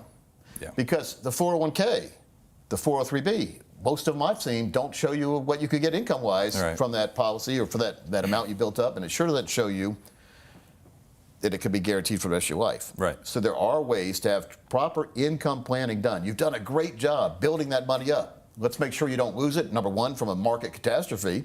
But number two, once we get to retirement, Matt, let's make sure we know with certainty what we can take out per year and never run out of money. Right. When I say never, I mean you have 100% certainty of never running out of money. Absolutely. When we do the Wall Street models, there's something called the Monte Carlo simulation. It basically says you've got all this money in the stock market, leave it there, so we can keep making fees on you, basically. Yeah. Leave it there, and then you can start taking out a certain percent, sometimes they say 4% of this money each year, and you've got about a 92% chance of not outliving that money. Now, Matt, what's the zinger in that whole phrase? 92%. It has to be 100%, folks, or we, as a fiduciary planning firm, we can't recommend it. Right. So that isn't the proper strategy. The proper strategy is to pare some of that money away from the market, put it into we call it a GPI account. You put it in an account that's going to grow. It's going to protect that growth. So when you have growth, it locks into growth. And then whenever you choose, it'll give you a lifetime income you can never outlive from that balance. And some of these numbers, the withdrawal rates are 6, 7% compared to Wall Street model at 4%. And the 6 or 7% is guaranteed never to go away. Yeah. And here's another thing, for both spouses. Yeah. You could have an IRA, which is an individual retirement account, and you could have your spouse on there. So if you pass away, the spouse continues to get that income. Yeah. It's a magical thing, folks. You have to see it to believe it. So make sure, whoever wrote that in, make sure you get your own customized plan. Anybody else who wants here, based on the lump sum that you have, we can show you what kind of lifetime income you could be getting. Hey, does it hurt to see? No, not at all. I mean, it's enlightening a lot of times. We've had folks that come in and say, gosh, I could retire tomorrow based on these numbers. Yeah. They were thinking they had to work longer. So a true income plan. I'm a Retirement Income Certified Professional, RICP. That's from the American College. I'm trained to offer lifetime income. I mean, it's 3 intensive. You seen the course load? 3 intensive courses, 3 intensive exams, and I was one of the first RICPs when it came out about 10 years ago. And a lot of the professors I've had on my show, my radio show, so it's pretty cool. But it works for you folks, and the magic thing is to put you in control of your retirement, and that's what happens. It gives you a peace of mind now. You're not dependent on the stock market. We leave some money in the stock market, so you've got your income plan over here, you've got your stock account over here. Stock accounts and we recommend taking more risk than ever in a stock account after you have your safe income plan put together. So you could get a lot more money in the market, even if the market, you lost all the money in the market, still have your lifetime income plan. Folks, it gives you peace of mind, and that's our goal for all our clients, to give them peace of mind to and through retirement. All right, now, inflation. Oh boy. Not anyone's friend. No. We've talked about inflation forever. I've had 32 years I've been talking about it with clients, 21 years on the radio. Nobody paid attention, Matt, until a couple years ago. Right. When we started having let's look at this graph right here, folks. The inflation graph. This is what we call buying power. And I like to say, what if you had a big $100 bill in your pocket, and every year it just starts shrinking? shrinking. And as it shrinks in size, it shrinks in buying power too. But look at what we're talking about. This is $100,000 right here. And what's happened over the last 20 years is the $100,000 purchasing power is now about $50,000, Matt. So you've lost half your money without doing anything bad. This is where you just had it. Maybe your money wasn't keeping up with inflation because we've had a high inflation rate lately. We always aim for at least 3 or 4% return per year to combat the normal inflation, but you have to have accelerated inflation coverage too. We saw 7, 8, 9% inflation. It's a silent killer. Yeah. And so then we have something called shrinkflation. That's where they shrink the size of the item you're buying, but they raise the price. The double whammy in the wrong direction. So again, what can we do to combat this? Well, number one, we need to make sure we don't lose any money. Number two, and when I say not losing money, I'm not just talking about the stock market. We're going to talk about this in a minute. I'm talking about financial termites. And that's risk, fees, and commissions you don't need to be paying. You may be in an account where the person who put you in there is making a lot of money every single quarter on you, and you're not making anything, or you're not hardly making anything, or you're not keeping up with inflation. Get with us for a true inflation-protected plan. If you'd like to get an example, again, based on your numbers, which I would always recommend, your income plan, you see the chat box there, just request it. We'll be more than happy to go over that with you. Okay, so inflation, not a fun thing, but we need to talk about it. We need to address it. Kind of boring topic for a while, but it's not too boring anymore when we talk about going to the store. You know, I rile people up sometimes, say, well, you know, you remember going to the grocery store 5 years ago? What did it cost you? Because we usually get the same things when we go to the store. We might add a couple junk food things we don't get every time. But you always get the milk, the bread, those kind of things. The vegetables, avocados, they've doubled in price the last 5 years. I love avocado. I eat avocados like apples. So it's we see it. You see it. Everyone sees it. So what do we do about it? We could all complain about it. Or we could put a plan together that helps us be in that top 10% of people who understand it, and also their plans will counteract inflation. So very important, Matt. Another thing is litigation. This is our 5th point here. Litigation means, we talked about this briefly. We can do everything perfectly in life, and somebody can still sue us. We don't want to be sued. Or a divorce. That's litigation. You build a plan for both you and your spouse, and everything will be fine once you get to retirement, but then you decide not to be together anymore. So now you need 2 houses. You need 2 loaves of bread every week. You know, it's 2 different refrigerators, right? So 2 different places. So we need to make sure we have a plan that could still help us if something like that happens. Lawsuit protection. People get sued. So you need that umbrella policy we talked to before. Certain trusts. If you meet with attorneys, we have attorneys we recommend, they can put together a plan. I like to say nothing's 100% bulletproof, though. If something goes wrong, but it gives you a lot more protection if you have the proper legal documents. Another thing is beneficiary designations. So let's say that maybe you fall out of favor with one of your children and you leave them as a beneficiary, or maybe they get married to somebody you don't like or whatever, and you leave them beneficiary, and you pass away, and your children get the money, and the other spouse that's leaving the family, they take half with them. So there's a lot of stuff. We need to set things up correctly. You can do this in special trusts or beneficiary designations. And I was talking to someone the other day. They had their 3 kids on there, and he was like, that one hasn't talked to me in 20 years. So I was just like, we got to get that fixed. So review your designations, your beneficiary designations each and every year. I know it seems tedious, but sometimes we forget. We've heard stories before where someone did get a divorce and they never adjusted their beneficiary designations, and then they got remarried and they still had the old spouse as a beneficiary on your life insurance. And it's hard, very hard, to get that reversed if you're passed away. So your ex-spouse could benefit. So another thing is TOD and POD on your accounts. Transfer on death, TOD, is for brokerage accounts. That's sort of a beneficiary designation. POD, payable on death, your bank accounts, your CDs. This will bypass probate, and that'll save you some time and heartache in the future if you do that. And so that leads into our 6th point here is probate. And so those TOD and POD, very, very important to make sure that, probate's a process. It means when you pass away. Now, if you pass away, if your spouse passed away and you're still here, there's no probate process. Everything that's in your name is yours. If you're jointly listed, you control that jointly. So. Hey, Coach, here's an RMD question. Someone says they have to start taking their RMDs, the required minimum distributions, right now, and they've got several different accounts. He's wondering, which one should they pull from first, and how does he know? The most important thing is we need to look at where these monies are categorized. So if some of these IRAs are Roth IRAs, it is not even included in that equation for the minimum required distributions, and you don't have to take money out of it. But you could down the road if you want, tax-free. But if it's a regular IRA account, if one is outperforming the other one, or maybe you don't like one of them, you can take all the money needed for all the IRAs out of one account if you want. Yeah. Just make sure you have an advisor who understands, and we have a battle plan put together, because if you try to do it yourself, you might forget. Maybe you're only taking the requirement of distributions out of one of your accounts and you forget about 2 others. You know what the penalty is if you fail to take it? 50% of what you're supposed to take.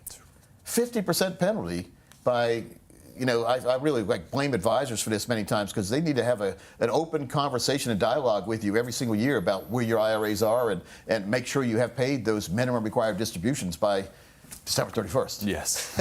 You seen anything that you want to add to that, Matt? It's it's kind of crazy, isn't it? I would be curious to know why she has 3 separate IRAs. Yeah, a lot of times we recommend that you roll all these IRAs together in one super IRA and then have an income plan attached to that. So now you not only have that money in a safe place, but now you have lifetime income you can never outlive. And then we can show you how to take the money out for the MRDs. A lot of people tell me they don't even need the money, but they're made to take the money out. So we've had strategies before where we turn the tables on the government. They make you take money out of your IRAs because you have to pay tax on it. Then take that money and buy a life insurance policy that will give a big number tax-free to your next of kin, and give you that long-term care protection too. So now you're utilizing that money for something besides just blowing it on something. I got money, let me go blow it somewhere. But I always encourage you to have fun with some of your retirement money, because that's why you put the money away. Right? And I had a client once tell me he started flying first class right before retirement. I said, "You're moving on up like George Jefferson." He said, "Coach, if I don't spend it, my daughter will." So, enjoy your life. That's what we're here. Stock market. Mitigating market risks in your retirement portfolio. Now, using the market rules, the Monte Carlo simulation, taking 4% out, you could get less money out each year. So that's why we need a lifetime income plan with some of our money, right? That's how you help yourself mitigate the risk of the market. What's a good strategy, Matt, do you think, to protect folks if they have maybe 5 or 6 years to put money away, to protect themselves from the fluctuation of the market? Is that a long enough time period to keep all their money at risk if they're like 5 years away from retirement? I don't think so. But no, I would say, I'd probably say 10 years is probably a good sweet spot to start transitioning some over, for sure. I would ask myself, how comfortable are you in your current risk allocation if the market went the wrong way? It's fun when it goes up. Yeah. What we call the standard deviation. Based on the risk you're taking right now, what kind of growth could you get with that risk? But more importantly, what kind of loss could you have if the market went the wrong way? And so let's say if you have $1 million portfolio and the market goes up 40%. Well, now you have $1.4 million on the good side, but let's say it went down 40%. Now you have $600,000. Are you willing to lose $400,000 of your $1 million retirement just by having your money in the wrong place? You've already got to the finish line. You're right there. You're getting ready to win, and instead you turn around and run the other way. Yeah. Seen this in football sometimes. The guy scoops up a fumble and he runs the wrong way. We can't have that happen with money we can't afford to lose. So that's just very important. So if you want to have your own lifetime income plan put together, make sure you understand all the little things that go on behind the scenes, and make sure to put you and your family in control and give you that freedom you deserve. Just hit that chat button over there and ask us a question or request a consultation with the team, and it's non-threatening. We'll just ask you what you want to do in retirement, ask you what you have put aside, where it is, and then we'll design a plan that meets what you said you want instead of what the broker wanted to sell you. Yeah. It's a novel concept these days. All right, so that's the stock market part right there. Coach, we're getting a lot of questions from listeners. This is an interesting one. Okay. If I'm no longer employed, he asks, can I roll over a 403B plan into an IRA or a Roth conversion?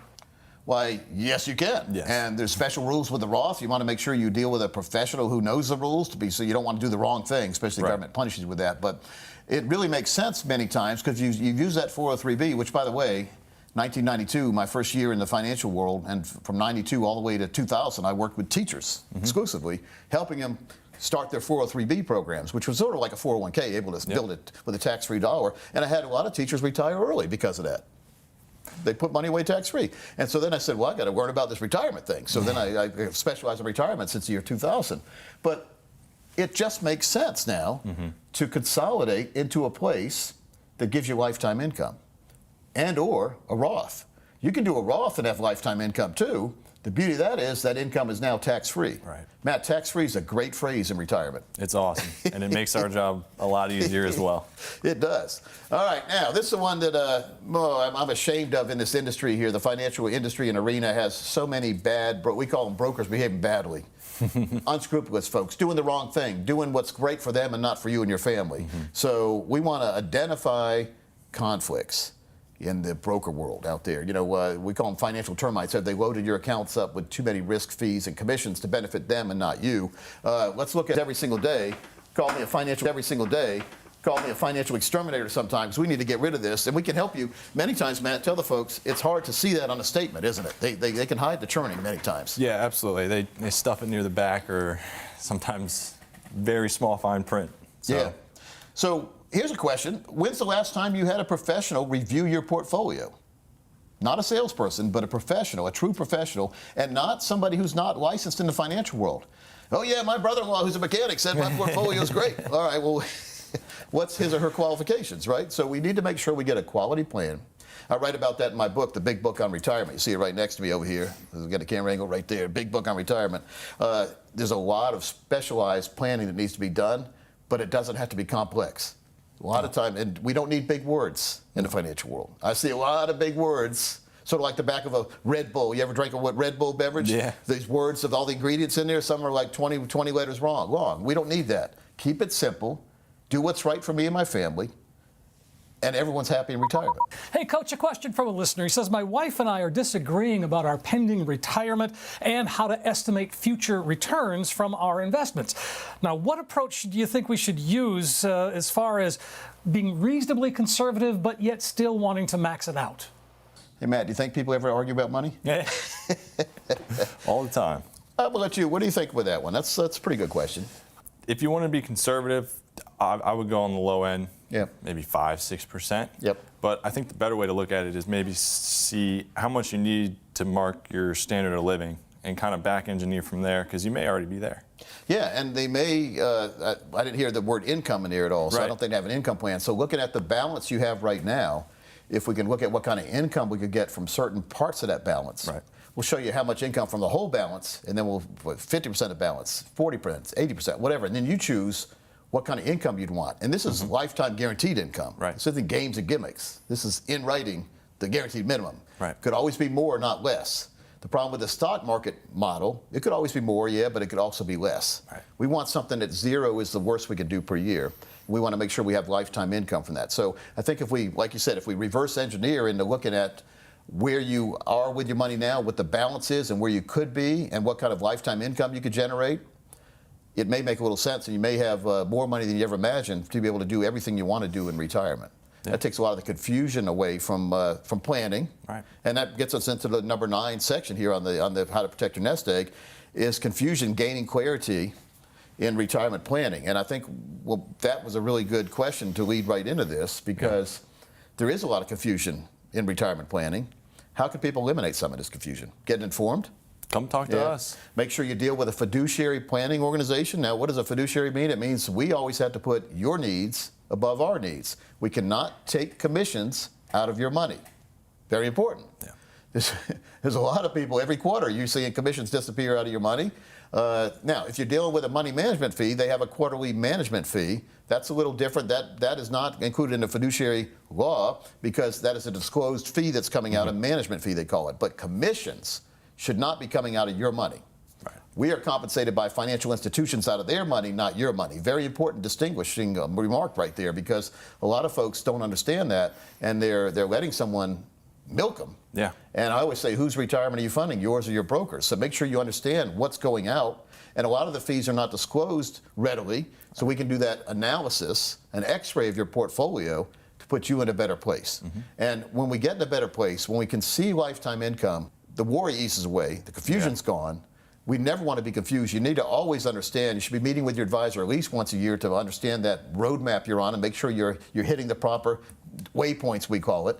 And if not, make adjustments to get you on the right track. We spend a lot of our time, I call myself a financial janitor sometimes. We spend a lot of our time cleaning up messes created by other financial professionals. Yeah. You don't have the proper life insurance policy. Maybe you've never heard of the life insurance that has the long-term care, that'll pay for long-term care out of your death benefit. If you haven't heard about that, you really need to hear about that. A lot of people don't know you could have guaranteed lifetime income based on the money you already have put aside. Yeah. You may not even have to, you could retire, you may be able to retire yesterday because you have enough money, and you may think you have to work 5 more years. Yeah. So let's get the money allocated in the right place Let's get a plan put together to make sense for you and your family.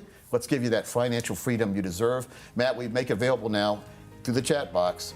Request an appointment if you'd like to have your own plan put together. We call it a total retirement plan. About 22 steps behind the scenes we do to take all the confusion and worry out of the financial world for you and your family. Matt, thanks for your time today. Thanks, Coach. Look for more exciting webinars like this from the Retirement Countdown series. We'll see you soon.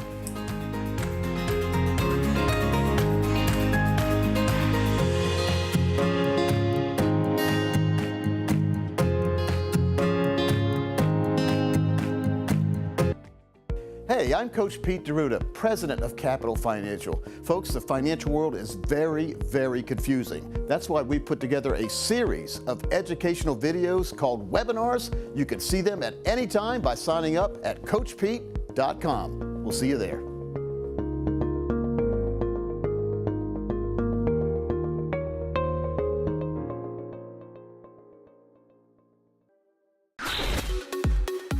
So, you know, people use the traditional 4% rule, taking money out of a diversified portfolio.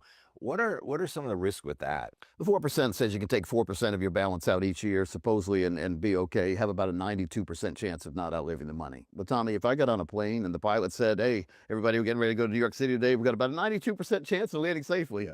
I'd be that guy. A couple of years ago, the flight attendant freaked out, pulled the chute, and grabbed a six-pack and went down the side. That would be me. Because, I mean, I need 100%. Real. When we're talking about money, there's no excuse not to have 100% safety and security for money we need for a future. You pay out exactly.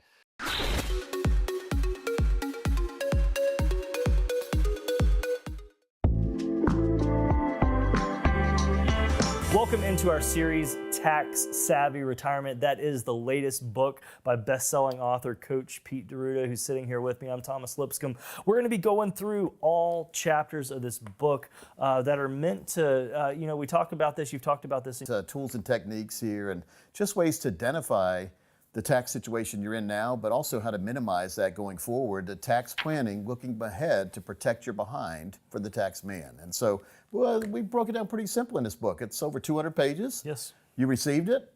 Now what, right? So you get the book, it's sitting there. We don't want it to end up on a bookshelf gathering dust when it could be used to help you right now. There you go. Yeah, that's very true. That's what we wrote it to help you now, later, and forever. There you go. And it's so great. We cover everything from charitable distributions to basic, I want to bring up this example. One of our co-hosts here, Bruce, had a friend who decided to take his 401k out because he wanted to roll it over to another company, and he didn't do it in the right amount of time and suffered one of the big things we discuss in this book, which is a big old penalty.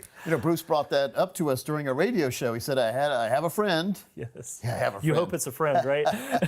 And he told us what happened, but he told us way later than he should have. I mean, his friend should have told us before he did it. We could have given some free advice here of things not to do. He did exactly what he shouldn't have done, but he didn't know any better. There you go. And that happens a lot of times. You have 60 days when you take money out of an IRA to put it back into a different IRA or put it back into that same IRA. But he took that money home and didn't put it anywhere for like 90 days.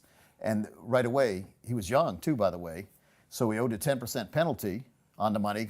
You take money out of an IRA before 59, it's a 10% penalty. You don't get that back. Plus, all that money becomes taxable, and you have to pay tax on that. So he whammied himself. It cost about 40% of that money disappeared in taxes and penalties. Wow, incredible. Yeah. We have got 245 pages of content to discuss that can help you mitigate things like this, prevent them from happening, start asking the right questions. So folks, stay tuned. But I do want to let you know, maybe you're having a hard time getting through the book. Maybe you're someone like me who drives a whole lot. The audiobook is available at CoachPete.com. Freely available. Just head over and you can download your copy of it. But even more than that, if you already know that taxes are an issue, you know that you need to get a handle on them, and you want to talk to Coach Pete's fiduciary team just to get that aligned with your goals and your plan in retirement.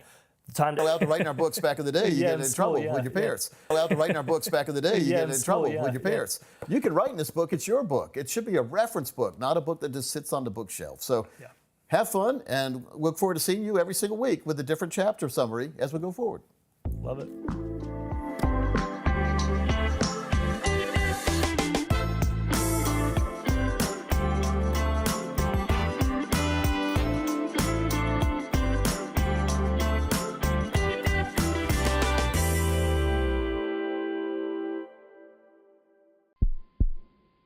this big game, every move counts. Plan wisely to win the match. Sidestep the unexpected and charge towards your goal. Navigate through the challenges. Retirement is your end zone, and the touchdown is within reach. A successful retirement is your championship. Let Coach Pete design your customized income game plan today.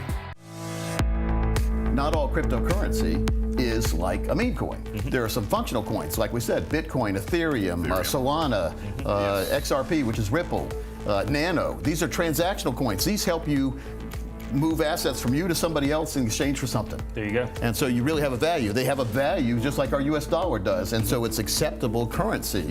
Whereas, what are you going to buy with fart coins? Right. It's freedom. Or the Hot Tua coin, or the Trump coin. And, there's all the different they do a ones, name and then they pump it up. It is like the penny stocks. It is. With no value. It's sort of like that movie, The Wolf of Wall Street. They were selling junk.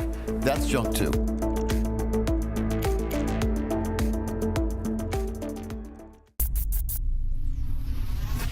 I want to start with REITs because there may be a lot of people out there who don't even know what a REIT is. So a real estate investment trust. It's a group of investors get together with a manager who can't buy a skyscraper individually, but they pool investors' money together and buy big things like that, shopping centers. So that's what they use to show you how great it is in these very glossy brochures, and they do dinner seminars too for non-traded REITs. So let's do a non-traded REIT first. A non-traded REIT is it's not listed on the stock exchange yet, so it's not traded. So you put money in, the only way you can get it out, the money out, is if that becomes a tradable REIT.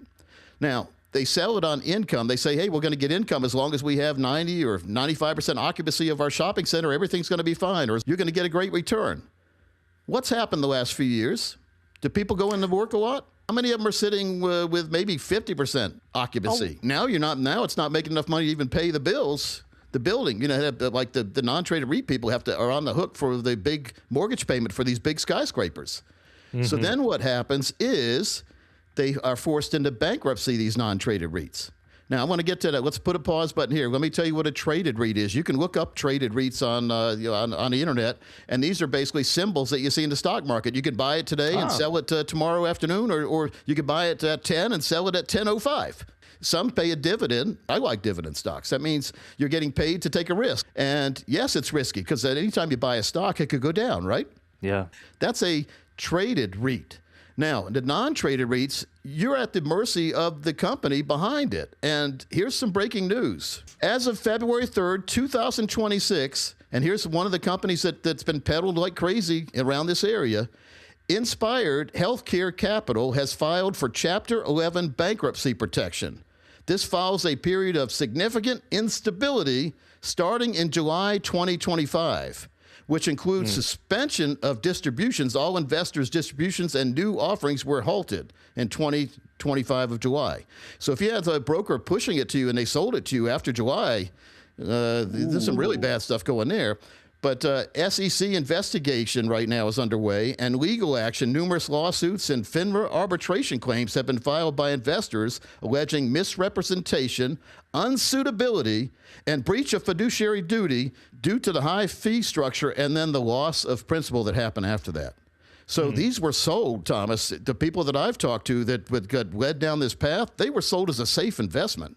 There's nothing safe about a non-traded REIT. We're not going to spend the whole show going through this, but if you have a non-traded REIT and you want to have somebody, in addition to the broker who sold it to you, tell you about it, give us a call, because the broker who sold it to you is going to tell you all good things, and don't worry, because they're worried about being sued right now. One of the things they're using to sell these a lot of times is they're selling long-term care facility non-traded REITs. And they're trying to say, well, look, everyone's going to the nursing home. But a lot of these, after they get the money, they still don't build the facility. Let's say you had $1.5 million, okay? And they recommended you put $1.2 million in a basket of, let's say, 4 or 5 non-traded REITs.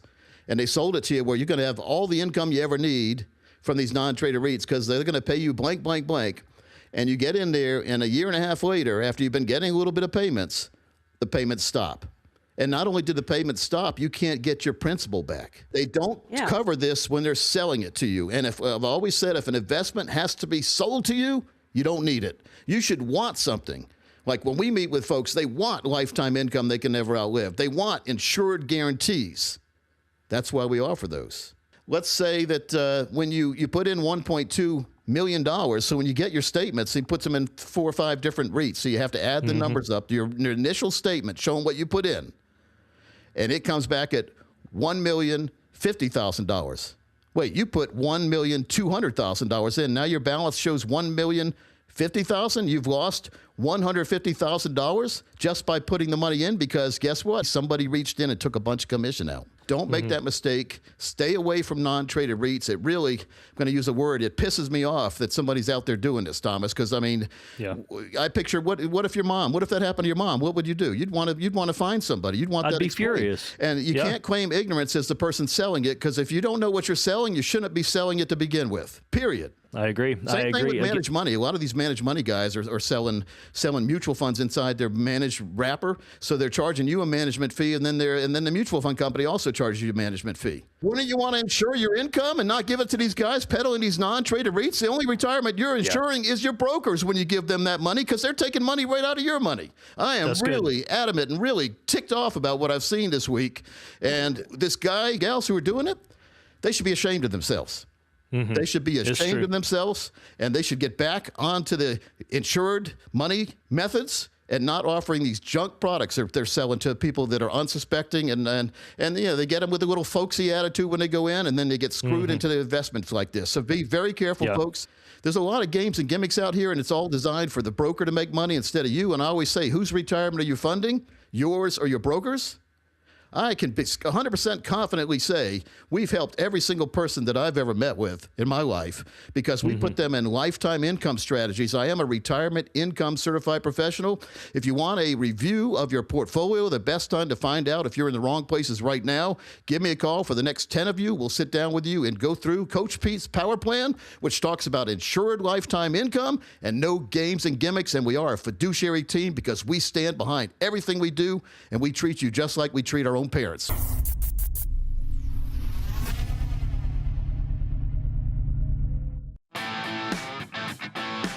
All right, you pretty much have a book for everything. So how do we find your books? Where do we find them at? Where can I get a copy of all of them? Yeah, the beautiful thing is you can go to Amazon and pay for them, or you can go to CoachPete.com, and all our books, or most all my books, are there as a PDF. So you can download them. And then we have a video series that goes along with the books that I feel the important books we have that will go through each chapter and tell you why it's important to read them and what you're going to learn there. Sort of like a video cliff note version, Amanda, on the video series. So once you get the book, we're going to start sending you a new video every week on each chapter, chapter 1, 2, 3, and up to whenever it's done. And then we have a summary of the whole book. So this is a good way. That way the book just doesn't sit on the shelf. It gets put to use. And most of my books are great reference manuals. So you can do it yourself for your own retirement plan, or I can help you guide you the rest of the way. How do you determine the topics that are going to be included in your financial books? Because you have, financial termites, you've got tax-savvy retirement. How many books do we have? Well, I've got 20 books now. And so the big book of retirement. The big book on retirement, that's the biggest book. No, it's not. The Through the Years book is the biggest book. So we went from 1909 all the way to 2024 and told you relevant facts and the same facts like inflation, what the stock market was, what a car costs for each year. So it's fun to go back. I used to get these birthday cards that said, you were born in 1966. Here's what a loaf of bread costs. Here's what milk costs. Here's a famous car, the famous actors. Yeah. We do the same thing with the Through the Years book. 1985. Okay. And we've got cost of living, and I'm looking at 56 cents for bread, milk $2.26 a gallon, gold $327 an ounce. Wow. What is it now?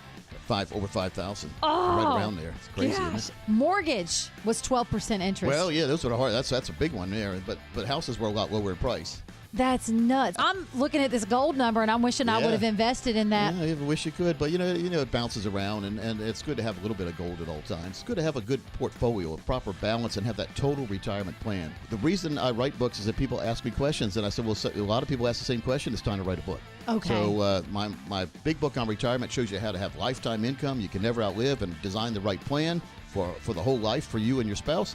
So the next 10 people call, we'll put together for you your very own total retirement plan, and you'll get my book, the big book on retirement, when you come in.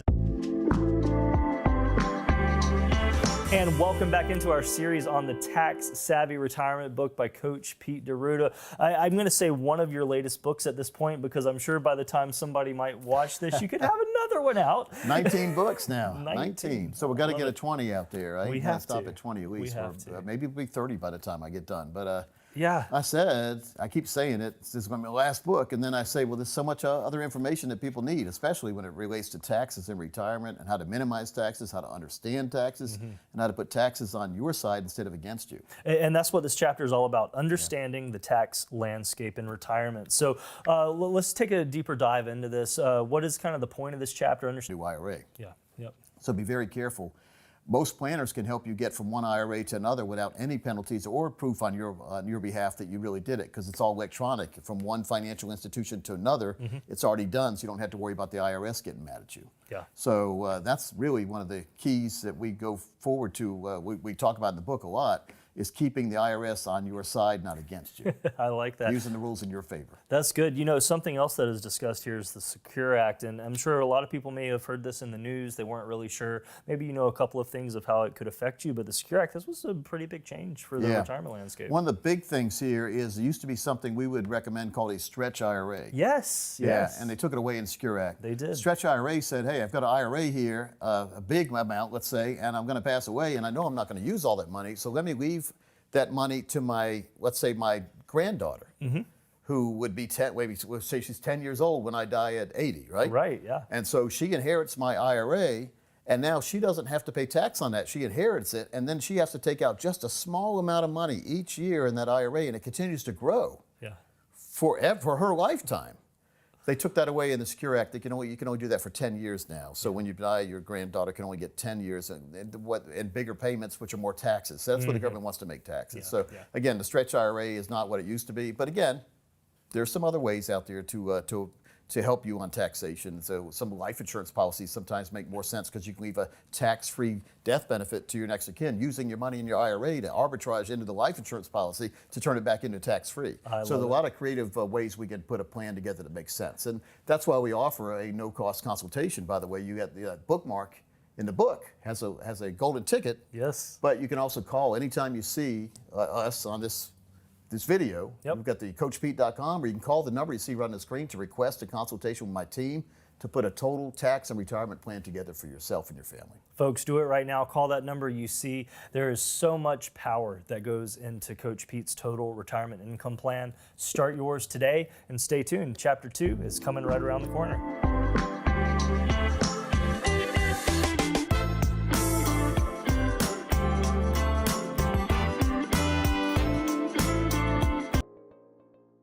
Social Security is one of the backbones of retirement planning and relied upon by millions of Americans every month. So why do we keep hearing that Social Security is in trouble? From its inception, Social Security helped establish the very idea of widespread retirement in the U.S. and allowed Americans to enjoy their golden years without fear of slipping into poverty. What are people saying now about the state of Social Security? It's funny when we talk about Social Security, depending on who you listen to, it's either going out of business tomorrow or it's going to be here forever. I'm more of an in-between kind of person. Now, some of the numbers say it'll be here forever. I'm more of an in-between kind of person. Now, some of the numbers say 2034, it's going to go bankrupt or whatever. That's all for worry's sake.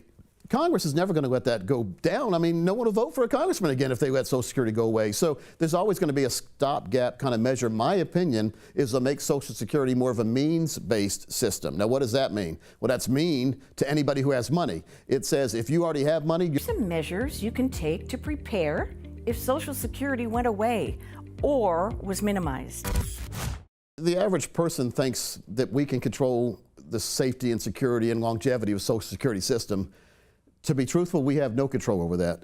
It's up to Congress to do what they're supposed to do and not minimize our benefit that we were depending on. A lot of people are depending on that for a majority of their core account in retirement. The core is the money that can't go away. It's always there producing income. Another part of the core is we use lifetime income annuities for that too, to give that certainty, knowing that you're going to have that peace of mind, you're going to have the check every single month for the rest of your life in retirement. I think there's plenty of places that our government blows money on, billions of dollars a year.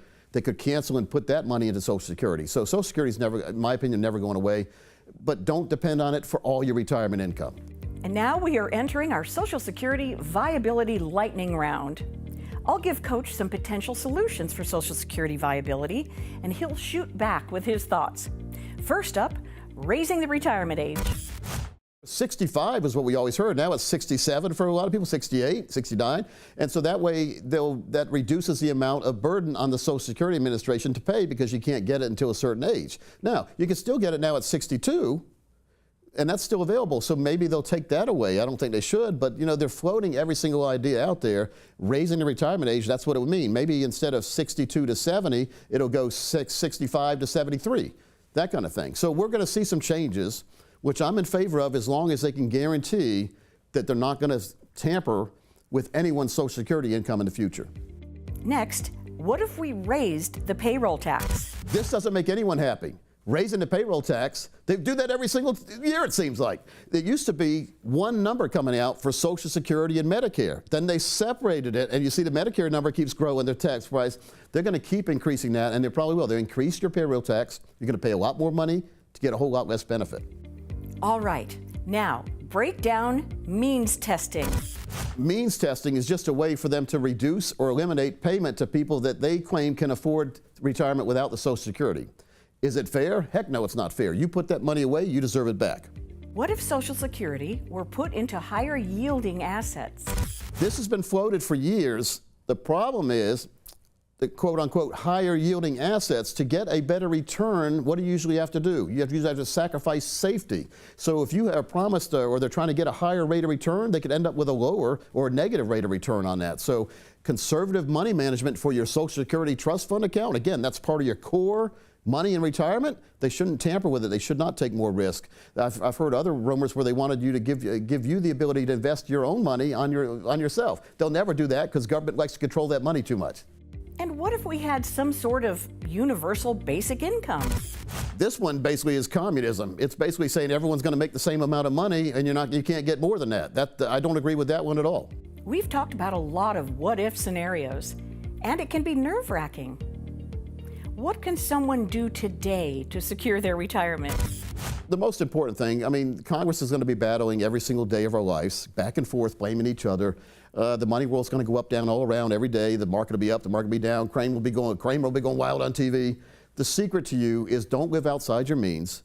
Know what your spending is going to be needed, what kind of money you're going to need in retirement. Make sure you have enough money put aside in your core account that's going to give you a lifetime income. Most people I talk to don't have any idea about what an income plan is and how it can give them lifetime confidence because you get lifetime income. So all the things together, I don't agree with trying to minimize your expenses. I'd rather have you try to make more money or have a better stream of income so you can do all the things you want to do in retirement. We work 30 or 40 years. We put aside money 30 or 40 years for a vacation, a lifetime vacation called retirement. It's also 20, 30, even 40 years of unemployment, otherwise known as retirement. So we need to have our own unemployment insurance, which is a true retirement income plan. We cover that in our 22-step total retirement plan.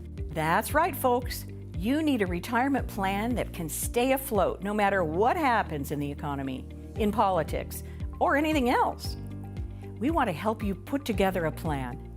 Coach Pete and the team at Capital Financial can help you navigate. We're at the beginning of this walkthrough. Maybe you're having a hard time getting through the book. You don't have enough time to sit down and read. It's a big book, so it might be intimidating, but we did make the print pretty big, so people like me who usually need reading glasses don't even need reading glasses. There you go. And for people like me who drive a little bit, the audiobook is available. So if you want to head over to CoachPete.com, grab that audiobook. It's another great way to listen through the content. But let's talk about picking the right coach. This is chapter 1, so a little bit important, I would imagine. Well, you watch some sports on TV every now and then. You hear about these teams, and sometimes the teams aren't that good, so they get rid of the coach. Yeah. And they hire a new coach, and the same players start playing a lot better. Interesting how that works. So having a good coach in the financial world can put you in control of your retirement. That's what we're talking about. So if you're not really sure if you're on the right track, or your current advisor isn't giving you what you think the attention you deserve, or putting you in the place you deserve to be in, then get a second opinion. Mm-hmm. Maybe get a new coach, but have a review. Have your current plan put against what's currently out there and see if it matches up. Yeah. And so that's what we do a lot of. We do game planning. We say, well, here's where you are right now, but if you change one or two things, you could be way up here without it costing you any money. just by moving things in the right places. So again, it's about having, we've all put those puzzles together before where you dump them out thousands of pieces, but some people can put them together really good and other people can't. I had a dream where I actually did the Rubik's Cube. Oh, nice. I did. I dreamed last night. It's just coming to me now. You remember your dreams? Yeah, sure. No idea what that means. If you're a dream analyst, maybe you can tell me what it meant when I actually solved the Rubik's Cube and I had the little pattern in my head and all that. Yeah. And I woke up and I'll never be able to do it. But both my brothers could do the Rubik's Cube. I could never do it. But retirement doesn't have to be a Rubik's Cube. Yeah. Or maybe it is, but if you get someone who understands it, they can align it just right for you. So it's about making sure that your goals and aspirations and ambitions match up to what your plan is going to do for you in the future. There you go. Important points to be looking at, and I think this is why we like to start off that review process with a second opinion. Yeah. This is an important time in people's lives. It is similar to I think a doctor's visit where you find out something big, a pregnancy or something. You may want a second opinion if there's a disease in play just to make sure, am I following the right procedure and protocol? Let's say you don't feel that good. You go to your doctor, he says everything's fine. Maybe you want to go see another doctor and make sure everything really is fine. Exactly. Same thing in the financial world. And it shouldn't be confrontational. It should just be putting you in the right place and doing the right thing for you. Maybe the current advisor is not specializing in taking you all the way through retirement. Maybe they did a good job of building your accounts, but now we need to preserve it and give lifetime income we can never outlive on it. Yes. We specialize in that. That's why we call it the Big Book on Retirement. There you go. So folks, get your second opinion. Reach out to Coach Pete and the team. As we go through these chapters, there are going to be questions that come up. So go ahead and connect with the fiduciary team so that we can begin walking through this process, and we will see you in Chapter 2.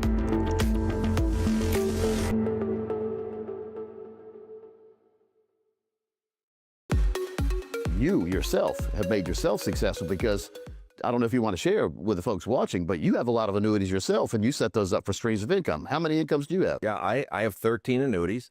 Most of them are Roth IRAs. Yep. I don't sell annuities, I buy them. Right? And I've got some that start at age 60, some that start at age 62, some that start at age 65. Most of them start whenever I want. And so I'm guaranteed to have increasing tax-free income for the rest of my life. And that's what I encourage people to do because we're approaching 40 education on your own. And then if you're interested in finding out more advanced planning, let us know. Yeah, and it's free.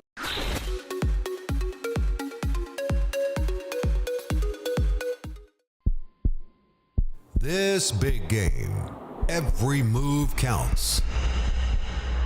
Plan wisely to win the match. Sidestep the unexpected and charge towards your goal. Navigate through the challenges. Retirement is your end zone, and the touchdown is within reach. A successful retirement is your championship. Let Coach Pete design your customized income game plan today. All right, I'm not sure what kind of strategy this is, but I just saw this and I have to ask you about it. What does cash dragging into mutual funds mean? Cash dragging is just basically, I picture using your mouse and you drag it from mutual cash over to the mutual fund and put it in there. It's just dollar cost averaging into mutual funds. Okay. So instead of putting all the money you have at one time into a mutual fund, you take that money, divide it in 12 little packets, and once a month you put in 1/12 into the mutual fund. Why do you do that? Because the mutual funds go up and down in price. You do what's called dollar cost averaging, which equals out the curves. In other words, smooths out the curves so you're not buying too high or too low. You're in the middle all the time. See, that's why this is what my Ryan would say at this point. Just handle it, Coach. You just handle it. I don't understand any of this. That's why you have to call Coach. Well, there's 22 steps in our total retirement plan. That's one of them. But call now. I know we read these articles and they say, "Dylan, just start to have $50 a month." Well, you're not even thinking about that back then. No, because that's nails. You know. I actually bought. I saw in the USA Today newspaper back in the. Remember the newspapers? Sure. Back in the day, they had the. I always looked at the want ad stuff, and back there, or the classified ads they called them. There was an ad back there, and it was only ran one day, and I just happened to be traveling. You know, every time I traveled, I got a USA Today. That was the funnest thing to get when you're traveling, before the cell phones. Yes. So it's full color, all that. But a little ad, it said, invest in the IPO like the big guys, but right here. So if you could get 33 shares of Boston Beer Company for 10 cents a share, or $10 a share. So it's $330. I wrote a check. You could only get 33 shares. But that, it's $10 a share. It ended up going to like $400 a share. Oh, wow. And it was paying all sorts of dividends and everything. Nice. So it turned out a good thing. So, and then I did some dividend reinvestment programs. So if you're just starting out and you're saying, Coach, I want to start saving somewhere. Well, number one, 401k at your work if you want. A lot of times they offer the Roth option. If you're young, do the Roth option. You don't get a tax write-off, but it builds tax-free forever. You bet. You come out so much further ahead if you have 20 years or longer to hold that money in a Roth than a regular one. Now, a lot of people like that immediate tax deduction, so they put money in the regular 401k. They get to write off a little bit of the money they put into the 401k. The problem, Massive amounts of student loan debt. yeah. Well, you got to treat it like another payment, like a mortgage payment. And so depending on what the interest rate is, now if you have a high interest rate, you want to pay that off quick. Because if you have a 10, 11, 12, 13% credit card or a student loan interest rate, maybe credit cards up to 29%, every dollar you pay into that to pay it down, you basically make 29% because you're not having to pay it anymore. So if it's 29% interest and you're paying it down quick, you're making 29% by not having to pay that interest anymore.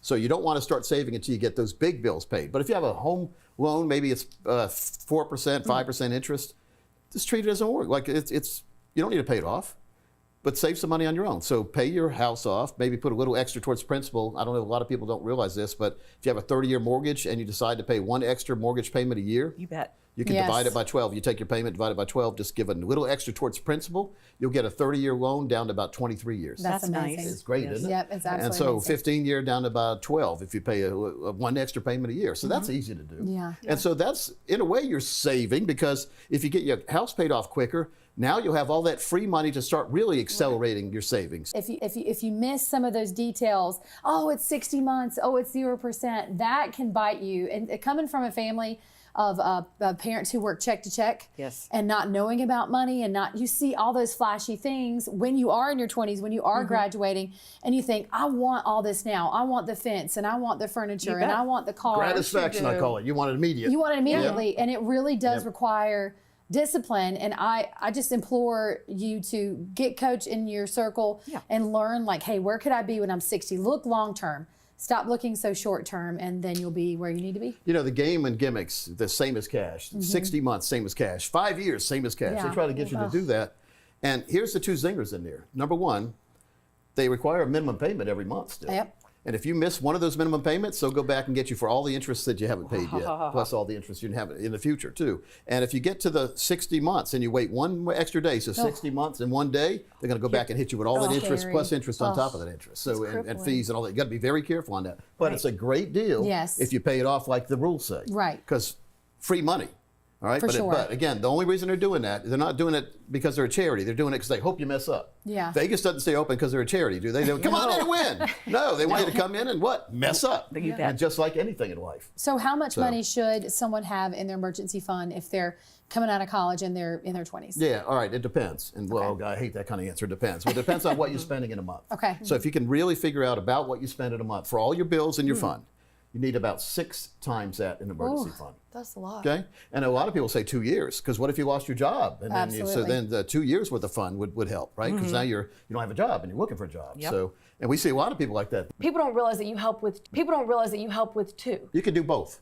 Okay, you can live in the now and you can also save at the same time. And I like to put plans together like that too. They give you the fun now and the fun later, but never in a place where you're not going to have any money left over. So you always got to manage it the right way, but there's ways to do exactly what you're doing. You're doing it. I'm doing it. And you're doing a good job. But it took many years to get here because I didn't want to, like you said, live and check. I don't want to do that. I'm afraid to spend this because I might not have enough. Well, what if we put plans together where you knew you had enough and you knew next year you were going to have even more money? You knew you had enough and you knew next year you were going to have even more money to do it. So that's what we do. Replenishing income. Wow. Nowadays, you couldn't even get a burger for $100. And now Amazon's letting you stretch your payments out Isn't that nice on your of them? purchase, and they're doing it on everything. So it's really just everywhere. So It's all about trying to trap you behind that dead 8 ball, and you don't need to be trapped behind there. And there are ways where you don't have to be. So let's get together. We'll put a plan together that makes sense for you, a common sense plan that encompasses fun, So like I can Jen still wants to do, live but my fun life. now and fun later. We can do it all together. Finish first with this guy.